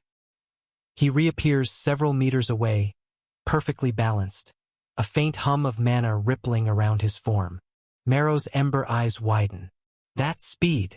That's lightning step. But no, that's not right. The beast halts, molten claws carving trenches through the floor where Alex once stood. Its brow furrows, smoke billowing from its nostrils. A low tier 6 shouldn't be able to move like that. It growls. The beast snarls and raises both claws high. It slams its hands together. Lava erupts from the arena floor, waves of searing flame rising like tidal walls. The heat warps the air, melting even the enchanted stones. Marrow squints from above, shielding his face with an arm of mist. Ugh, that's the law of flame. You can't counter that with tier 6 skills. Then he stops, because Alex doesn't dodge this time. He stands amid the chaos, calm as ever, his left hand glowing faintly with a pulsing red light. He murmurs, "Flame Spear." A single, small ember appears before his palm. A tier 6 elemental skill, weak and unimpressive compared to the monstrous power surrounding them. The beast lets out a harsh laugh. You dare use element skill against me? Fool. My body is molded by law itself. Your elemental skills can't even scratch me. Maybe ordinary flames, Alex replies quietly. But this isn't ordinary. He flicks his hand forward. The ember expands, spinning once in midair. In an instant, the air cracks. Not burns, cracks, like reality itself fractures under its heat. The flame shifts color, turning from red to white, then to pure gold. It isn't a blaze. It's conceptual fire, the kind that burns truth itself. The beast's smirk falters. What is that? Marrow's smoky eyes flare wide, voice trembling. No, that's not possible. That's a tier 6 skill fused with law. You can't do that. That's impossible. The spear of golden fire whistles through the air, trailing a faint ripple of distorted light. When it hits the beast's chest, boom! The explosion isn't loud. It's silent. The sound vanishes completely, replaced by a pulse of pure destruction. The wave vaporizes molten rock, erases runes, and leaves behind a hollow void where flame and matter refuse to exist. The beast is thrown backward, its armored chest glowing white-hot, its molten skin cracking. Impossible! It roars, voice distorted with rage and disbelief. You fused law into a mere tier 6 skill. Alex steps forward, his aura flaring. You said my tier 6 skills couldn't hurt you? Storm Veil, he whispers. The ground shatters as his figure blurs again. This time faster, sharper, bending space itself. The beast swings wildly, but Alex is already above it, hand glowing faintly with another condensed sphere. Smaller than before, but vibrating with unbearable pressure. Marrow stares in awe, voice faint. He can use 2 laws. Flame and storm. The beast's roar shakes the arena, molten fury erupting from its core. It slams a claw into the ground, summoning spikes of obsidian that pierce upward like jagged spears. But Alex is already gone. Lightning and fire entwined around him as he moves faster than sight. A streak of blue and gold cuts across the air, and Alex appears behind the beast, palm glowing pale white. The air chills abruptly, so cold it cracks. Steam billows violently as fire meets frost. Marrow's ember eyes widen. Wait, he's shifting affinity? The temperature drops in a heartbeat. The lava rivers freeze mid-flow, solidifying into glassy crimson ice. The entire arena groans under the sudden imbalance of heat and cold. Frost creeps along the ground, swallowing flame and stone alike. The beast turns sharply, eyes narrowing. Ice? Foolish choice.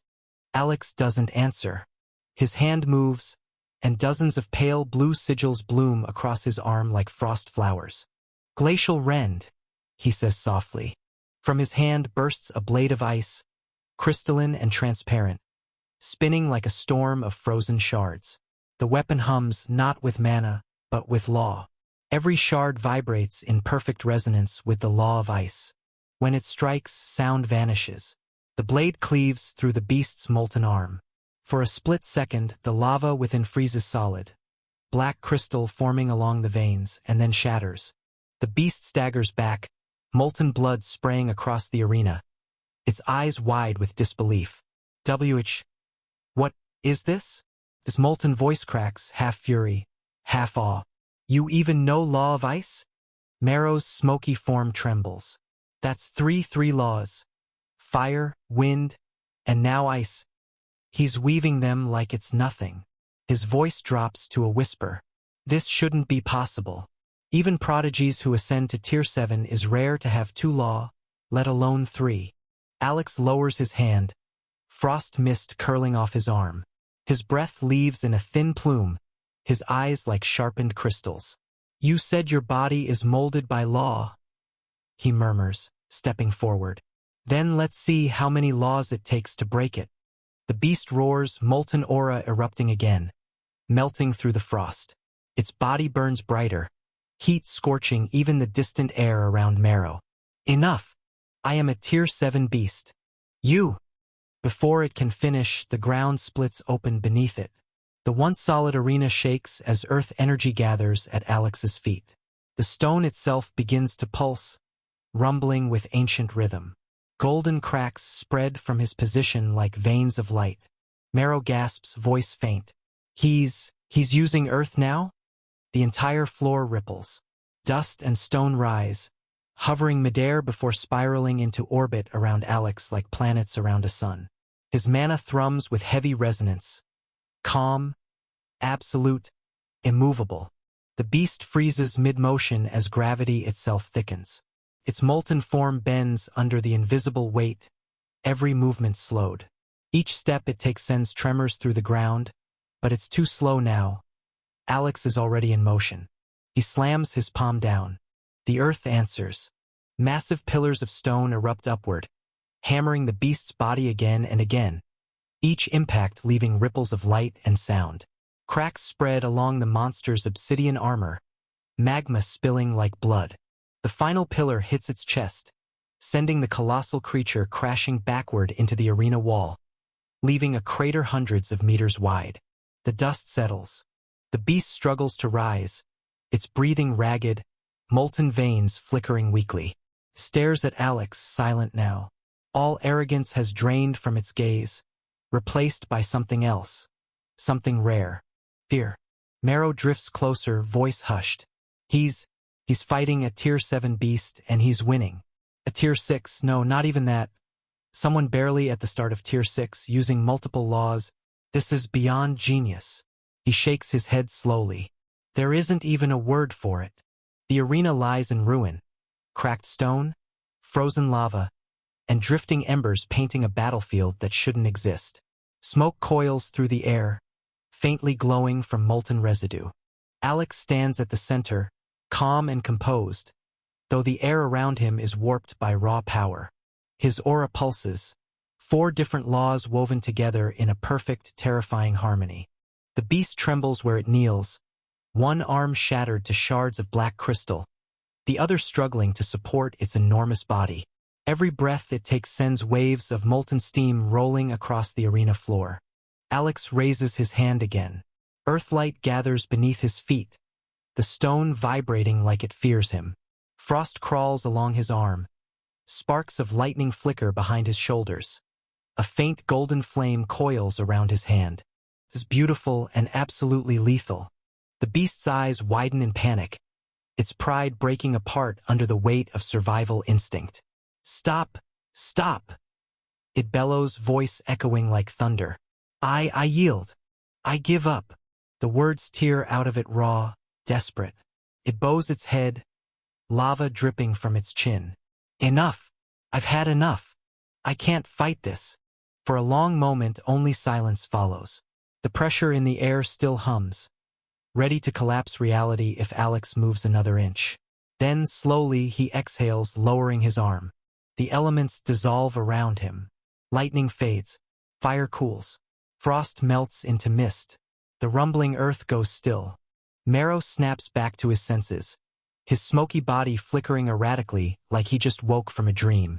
What? He shakes his head quickly. Right. Okay. That's enough.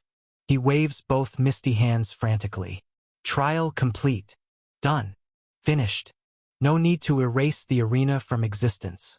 All right?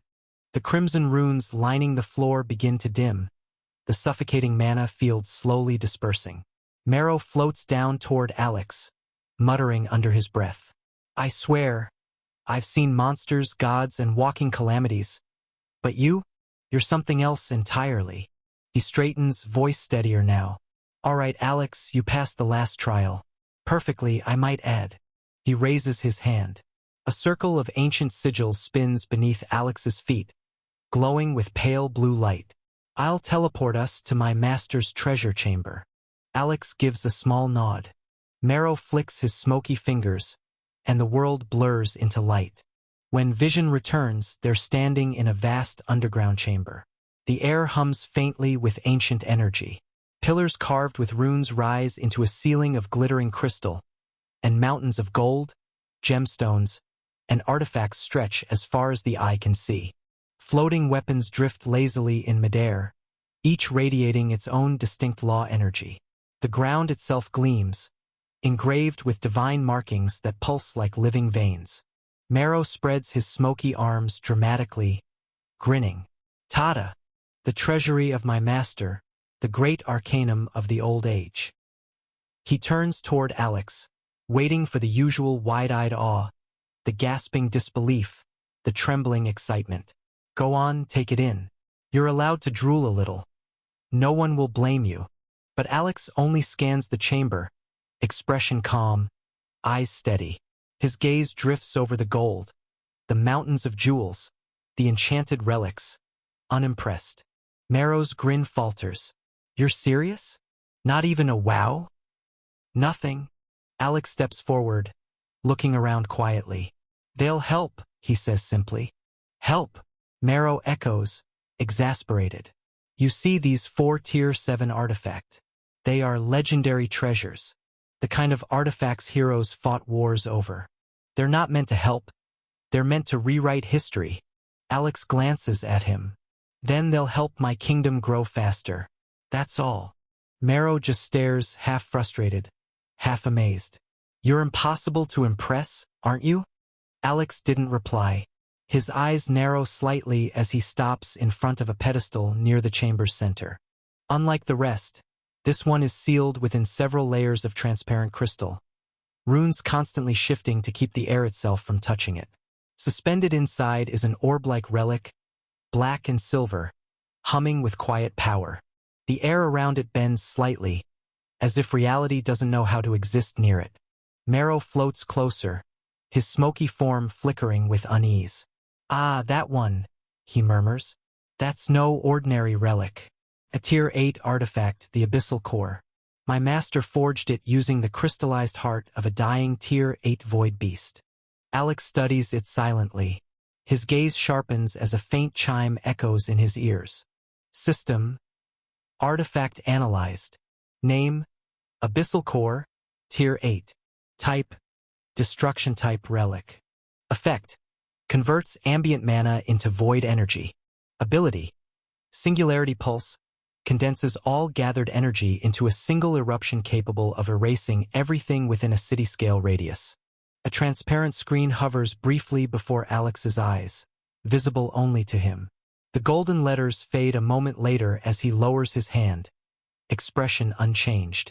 He looks back at Merrow. It's powerful. Powerful. Merrow sputters. That thing could erase a city. My master sealed it here for a reason. Alex hums softly, almost to himself. It could be useful. Merrow groans. Of course you'd say that. He waves his smoky arms in surrender. You can take everything here. Every single artifact. Gem. It's yours now. Alex doesn't hesitate. He raises his hand and swipes it through the air once. A ripple of light flashes across the entire chamber. In an instant, everything vanishes. Mountains of gold, floating weapons, priceless relics. Gone, all drawn into the void at Alex's command. The vast treasury is left barren, empty except for the glowing crystal pedestal that once held the Abyssal Core. Merrow just floats there, silent. His smoky form flickers once, twice, then he exhales a shaky laugh. You know, he mutters, I think I've finally reached the point where nothing you do can shock me anymore. Alex looks at him, faintly amused. You sure? Merrow gives a half-hearted shrug. At this point? Probably. He tilts his head, eyes dimming slightly. So, I guess this makes it official then. Alex raises a brow. Makes what official? Merrow shrugs, floating closer. You heard me. The one who passes the final trial becomes my new master. That was the old agreement my creator left behind. Since you won, I'm bound to you now. Alex's eyes narrow slightly. Bound? Not in a bad way, Merrow says quickly, waving his misty hands. Think of it more like partnership. You command, I follow. Also, this place will collapse soon anyway, so might as well stick with the living. Alex goes quiet for a moment, considering. A faint hum passes through the air as the runes along the walls begin to dim, signaling the treasury's slow unraveling. He finally nods once. Fine. You're coming with me. Merrow blinks. That's it? Just like that. You said you know your master's records. Alex replies evenly. That includes knowledge of the 3 main continents, right? Merrow's smoky form straightens. Of course. I've got more information stored in me than most archives on this planet. Alex nods slightly, his voice calm but edged with authority. Good. That means you're useful to me. Merrow stares for a second, then chuckles. Useful, huh? That's one way to say, "Welcome aboard." Alex turns and said, "Since I'm your new master, I can take the artifact your creator used in the second trial, right?" Marrow tilts his head. "Yeah, technically you can, if you can find where he hid it." A faint smirk tugs at the corner of Alex's lips. "That won't be a problem." Marrow raises an eyebrow. "And why's that?" Alex doesn't answer. An artifact suddenly materializes in Alex's hand. A small, golden mouse statue etched with ancient runes. The moment it appears, faint sparks of mana dance around it like living threads. Alex holds it up, his tone calm. "Go and find the most valuable artifact in this place." The golden mouse twitches once, its gemstone eyes flickering with life. Then it lets out a soft chirp, leaps from his palm, and instantly burrows into the crystal floor, vanishing without a trace. Marrow blinks, staring at the spot where it disappeared. "Wait, that was a tracking artifact?" He floats closer, voice rising. "Oh, Master, you have a Tier 7 tracking artifact. Do you know how rare that is? Not even my old master had one." Alex glances at him, tone even. "Well, I just got lucky to have it, that's all." Marrow floats around him in a small circle, muttering in disbelief. "You must be some kind of young lord from one of the top forces in the 3 main continents, right? There's no way someone from anywhere else could casually pull that out." Alex's expression doesn't change. "I'm not." Marrow pauses midair. "What?" "I'm just a person from the lower continent," Alex says simply. For a moment, Marrow just stares, then laughs, a sound that echoes strangely in the empty treasury. "A person from the lower continent," he repeats, shaking his smoky head. "And you're walking around with a rare Tier 7 artifact and adding 4 laws in an element skills while in Tier 6. He lets out a long sigh. This world really has gone mad. After some time, the golden mouse finally returns, its tiny body shimmering with traces of dust and mana. It scurries up Alex's boot and stops at his side, letting out a faint squeak that only he seems to understand. Alex kneels slightly, his expression calm. "So, you found it?" The mouse nods, or at least makes a motion that resembles one, its jeweled eyes flickering once. A moment later, it darts across the floor toward the far side of the chamber, tapping its small paw on what looks like solid stone. Marrow hovers nearby, curious. What's it saying?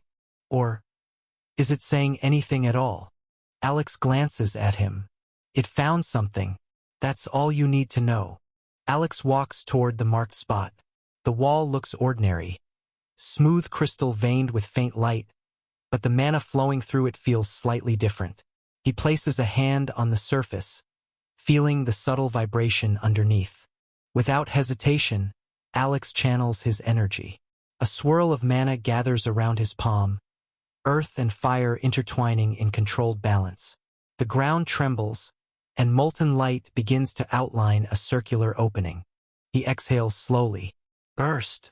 A muffled crack echoes as the wall gives way, forming a molten-edged tunnel leading downward. The heat fades quickly as he cools it with a flicker of frost energy, turning the passage smooth and stable. Marrow watches, eyes wide. "You just combined 2 conflicting elements like it's nothing. Do you even realize how absurd that looks?" Alex doesn't answer. He steps forward, lowering himself slightly to enter the newly formed tunnel. The golden mouse scurries ahead, its faint golden glow lighting the way. The tunnel winds downward, narrow at first, then widening as they descend. The air grows denser, humming faintly with sealed energy. Alex moves with measured calm, each step deliberate. After a few dozen meters, the passage opens into a small hidden chamber, barely large enough to hold a few people. The air here feels still, untouched for ages. Faint blue runes pulse along the walls, forming a containment seal around a single stone altar at the center. Alex stops at the threshold, his gaze locked on the altar. The faint hum of the runes resonates through the chamber like a heartbeat. Resting atop the stone surface is a single object, an ornate, silver-black sphere carved with countless tiny symbols that shift when looked at. The space around it wavers slightly, distorting like a mirage. Marrow floats in after him, lowering his smoky voice. So, that's what the mouse found, huh? He drifts closer, his tone turning wary. That thing, I can feel it. It's bending the space around itself. That's not your usual artifact. Alex doesn't move closer yet. His eyes narrow, taking in the faint patterns pulsing across the relic. You know what it is? Marrow circles the artifact, arms crossed. Not exactly, but the energy feels familiar. Wait. Yeah, I remember now. His voice lowers. It's an artifact, my master's greatest work. He called it the Worldforge Relic. Alex glances at him, silent, waiting for him to continue. Marrow lets out a low whistle. It's an artifact that managed to build a false world, constructed entirely from its target's memories. Just imagine that. A realm woven from illusion and truth mixed together. That kind of artifact isn't just rare, it's dangerous. It's quasi-tier 9. The air grows heavier as Marrow says it, the words echoing softly in the confined space. Even sealed, the artifact's presence presses against the senses, like gravity itself bowing to it. Marrow's usually joking tone fades into quiet awe. My master called it a dream engine. He theorized that it could trap entire souls in memory loops, or even reconstruct ancient eras long gone. The system hums softly in his mind. System. Artifact detected. Name. Worldforge Relic. Quasi-Tier 9. Type. Illusion Relic. Effect. Generates an independent subrealm based on the target's memories, even lost memories. Ability. Recollection Domain. Constructs a simulated world drawn from the target's subconscious, capable of influencing real-world energy flow. Alex studies the floating sphere, the reflection of its swirling light flickering in his eyes. I admit, he says evenly, your master is great. Marrow brightens immediately, puffing out his smoky chest with pride. Of course, he's great. He's the most respected demigod that ever walked this planet. He drifts higher, his tone swelling with admiration. There wasn't a single scholar, emperor, or other demigod who didn't know his name. Alex hums quietly, eyes still on the artifact.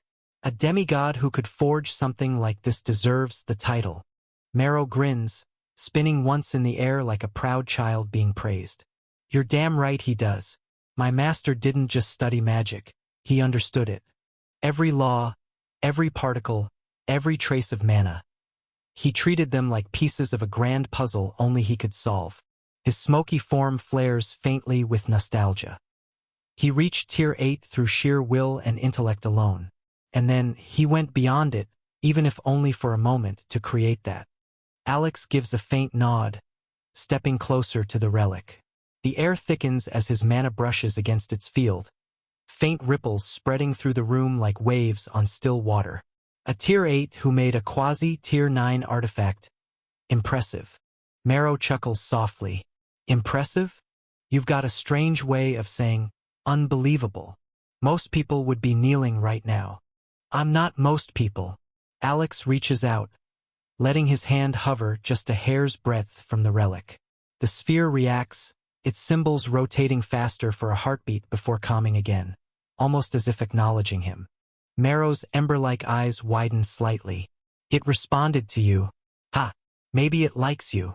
Or it recognizes strength. Alex replies evenly.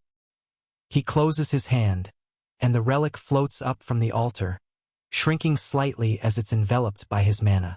A soft pulse runs through the chamber as he stores it away. The hum in the air fades. Silence settles once more. Alex turns toward Marrow. Let's go. We're done here. Okay. Marrow asks, his tone light but edged with relief. I'm gonna miss this place. Way too many old memories floating around. Marrow says brightly, floating backward toward the center of the chamber. All right, stand still. This'll only sting a little. Before Alex can reply, a pulse of light erupts from the ground. The runes flare to life once more, spreading across the floor in intricate spirals. The walls begin to tremble, chunks of crystal crumbling away as the treasury starts to collapse. Here we go. Marrow shouts, his voice cutting through the rising rumble. Hold on tight, Master. Next time you open your eyes, we'll be surrounded by trees. If we're lucky. Somewhere near the exit, Alex closes his eyes just as the light engulfs them both. The sound of collapsing stone fades into nothingness, replaced by the soft hum of mana tearing through space. And then silence. The world steadies. The pressure of teleportation fades. Alex opens his eyes. A humid wind brushes past his face, thick with mana and the scent of moss, blood, and thunder. He stands atop a moss-covered ridge, half-buried roots twisting around him like skeletal fingers. The air vibrates faintly, and before him, an immense clearing stretches out. At its center lie three peak Tier 6 beasts, crouched low and alert, their eyes locked on him. A crimson-scaled gorilla pounds its chest, arcs of lightning cracking between its fists. Beside it, a four-winged basilisk coils its long body protectively, its scales gleaming like polished obsidian. The third, a saber-maned direwolf, growls deep enough to shake the underbrush. And behind them, something massive sleeps. The ground rises gently into a slope of roots and stone that forms a natural dais, and upon it rests a colossal shape, its body half covered in moss and faintly glowing with veins of molten gold. Even asleep, its presence dominates the grove like a god at rest. Alex's eyes sharpen, the faintest glint of excitement flickering within. Oh, it's a freaking dragon, he thinks, as the corners of his lips curve faintly upward. He tilts his head slightly, watching the creature's immense wings twitch in slumber. And not just any kind, his eyes gleam brighter. A western dragon. My favorite kind.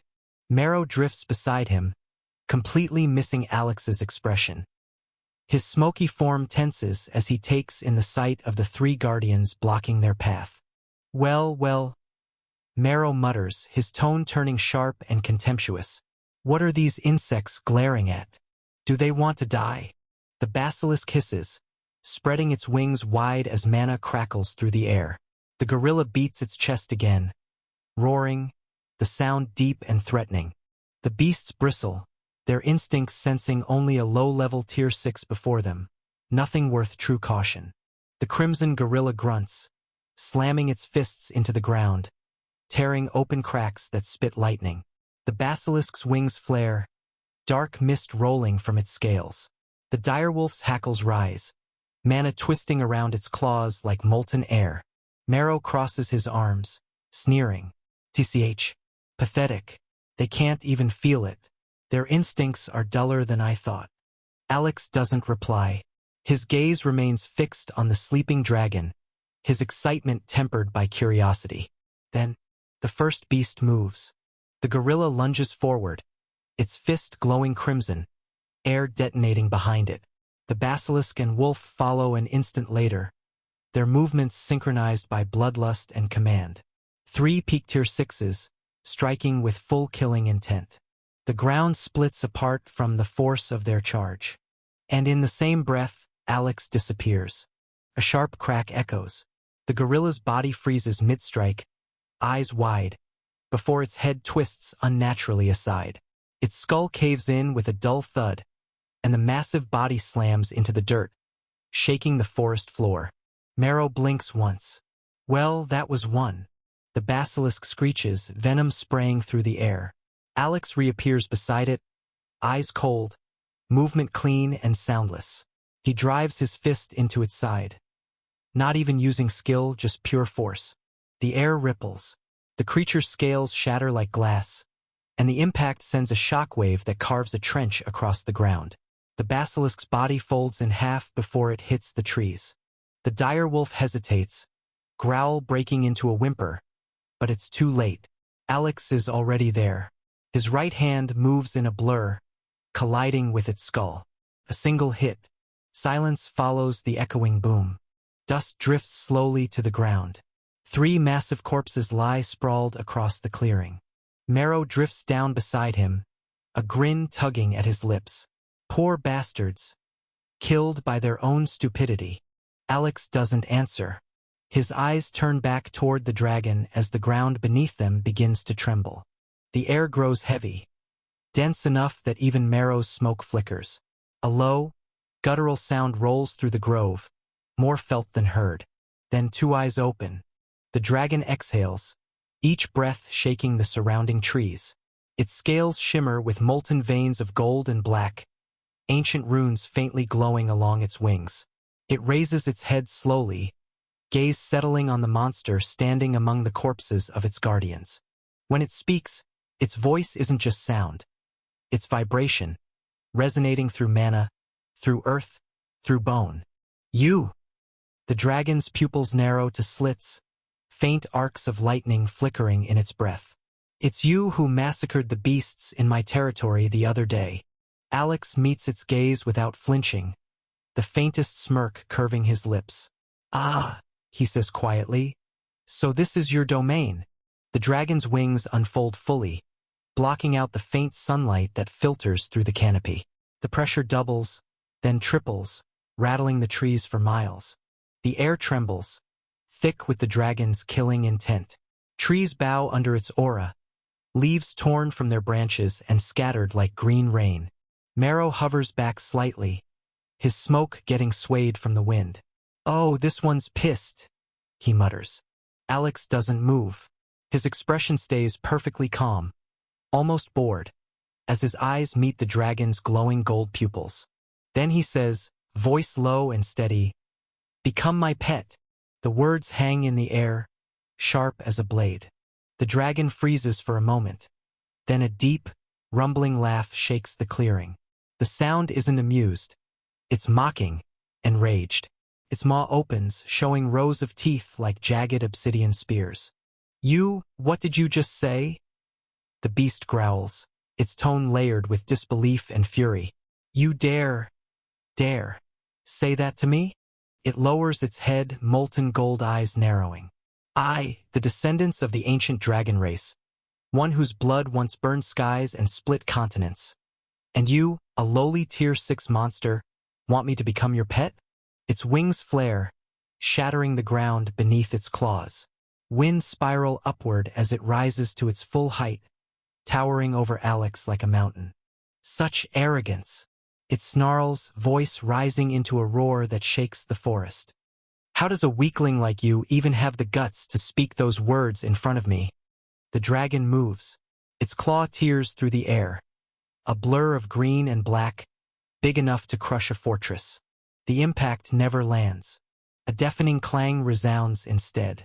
The dragon's claw stops inches from Alex's face, pressed against an invisible wall of light. Ripples spread through the air where the barrier holds firm, glowing faintly with crystalline blue lines that shift like flowing water. The beast's pupils contract in disbelief.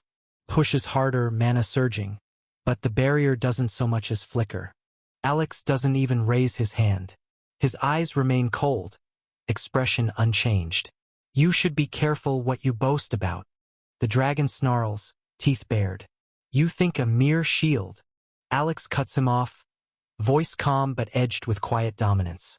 You only have about 10% of true dragon blood. You shouldn't boast too much. The dragon freezes. For a heartbeat, its mind blanks. Then a guttural growl escapes its throat, deep, trembling with rage. 10%? It repeats, voice booming through the clearing like thunder. You dare belittle me, monster? Alex doesn't reply. His eyes narrow slightly, faint mana glinting within them like stars through fog. The dragon's rage surges. It rears back, veins pulsing violently beneath its scales. The air itself seems to quake. I'll erase you. But before it can strike again, Alex vanishes. The dragon's eyes widen. What? A voice echoes from above, smooth and cold. You should be grateful, Alex says, tone almost casual, that I'm making you my pet. The dragon jerks its head upward, just in time to see Alex descending, his right fist wrapped in dense, swirling mana. The moment his fist connects, boom! The impact is like a mountain falling from the heavens. The ground caves in for miles, a deafening shockwave ripping through the forest. Trees are uprooted, boulders split, and the surrounding ridge collapses in on itself. The dragon's body slams into the ground, scales cracking along its shoulders as dust explodes outward in a massive ring. It roars in pain, its voice echoing for kilometers. The earth beneath it splits like broken glass. Marrow whistles, hovering far above the chaos. Well, damn, I think he felt that one. Alex lands lightly on the dragon's skull, expression unreadable. The air around him hums with power, the faint shimmer of mana lingering around his arm. The dragon snarls, eyes glowing like molten suns. You'll regret that. The air begins to bend. Wind howls around the dragon, rising into a violent storm. Its wings stretch wide, carving cyclones into the sky as mana pours from its body. The soil around its claws hardens instantly into black crystal, and the cracks left by Alex's strike begin to close, swallowed by the earth itself. "I'll crush you," the dragon roars. Something ignite along its scales as two distinct auras burst forth. One deep and heavy as stone, the other sharp and wild as a hurricane. Earth and wind. Marrow's eyes widen slightly. Oh, a rare find. He have two affinity. The ground beneath Alex hums, runes spreading outward from the dragon's body like a living circuit. The mountain itself seems to awaken, trembling in sync with the dragon's heartbeat. The trees bow, rocks rise, and the air distorts with razor-sharp wind currents spiraling into the sky. This is no simple Tier 6 aura. There's a trace of something far greater. The law of earth. Marrow mutters, his smoky voice low. And the law of wind. He already touched them. The dragon's mana surges again, heavier and denser than before, shaking the entire valley. "You think I'm some lesser beast?" It snarls, rising from the crater Alex made. "I am Zevran, descendant of the Earthwind monarch. My claws have torn through mountains. My breath has erased cities." Its wings beat once, just once, and the storm explodes outward, scattering the clouds. Stones levitate around it, wrapped in spinning wind. "Bow before me, mortal," Zevran roars, "and I'll make your death swift." Alex stands still, watching as the earth and sky twist together in a violent cyclone of raw power. The wind tugs at his coat, dust swirling around him in a halo of golden light. Then he lifts his gaze, eyes calm and sharp as blades. "Zevran," he says quietly, "a proud name." His mana flares, not outward, but inward. The air thickens, space itself trembling as his presence rises to meet the storm. "But pride," he says, stepping forward as the ground fractures under his foot, "is meaningless before power." The dragon roars, unleashing its full might. The forest vanishes in a storm of light and force, and Alex disappears again. The world flashes white. Then, crash. Zevran's massive body is suddenly flung backward, scales shattering as Alex's fist smashes into his jaw with the weight of a collapsing mountain. The shockwave ripples outward, slicing through trees like a blade of air. The dragon is hurled across the valley, slamming through stone, tearing through cliffs, until his enormous body collides headfirst with a mountain. Boom! The entire peak crumbles from the impact, half of it collapsing inward, leaving a gaping hole shaped like Zevran's form. Dust and molten rock rain down as the dragon groans, his vision spinning.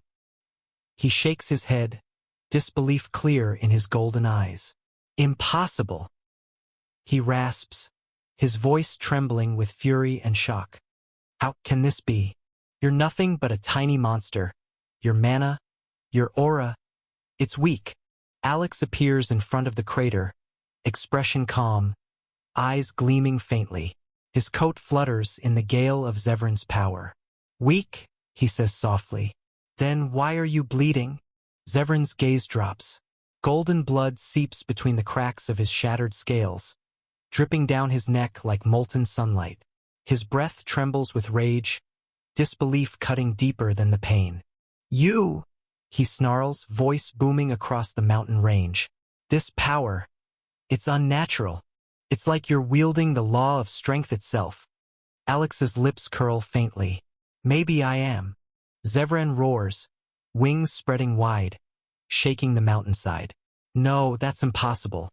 How can a Tier 6 wield the power of law? He slams both claws into the ground. Instantly, mana surges outward in golden waves, the earth beneath them glowing like molten iron. Tier 6, Cataclysmic Veins. The ground erupts.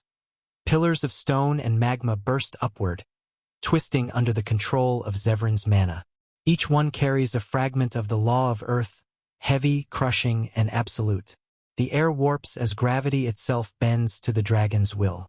Mountains fracture, and the valley sinks under invisible weight. Marrow throws up a shield. That's no ordinary Tier 6 skill. It already carries a trace of law.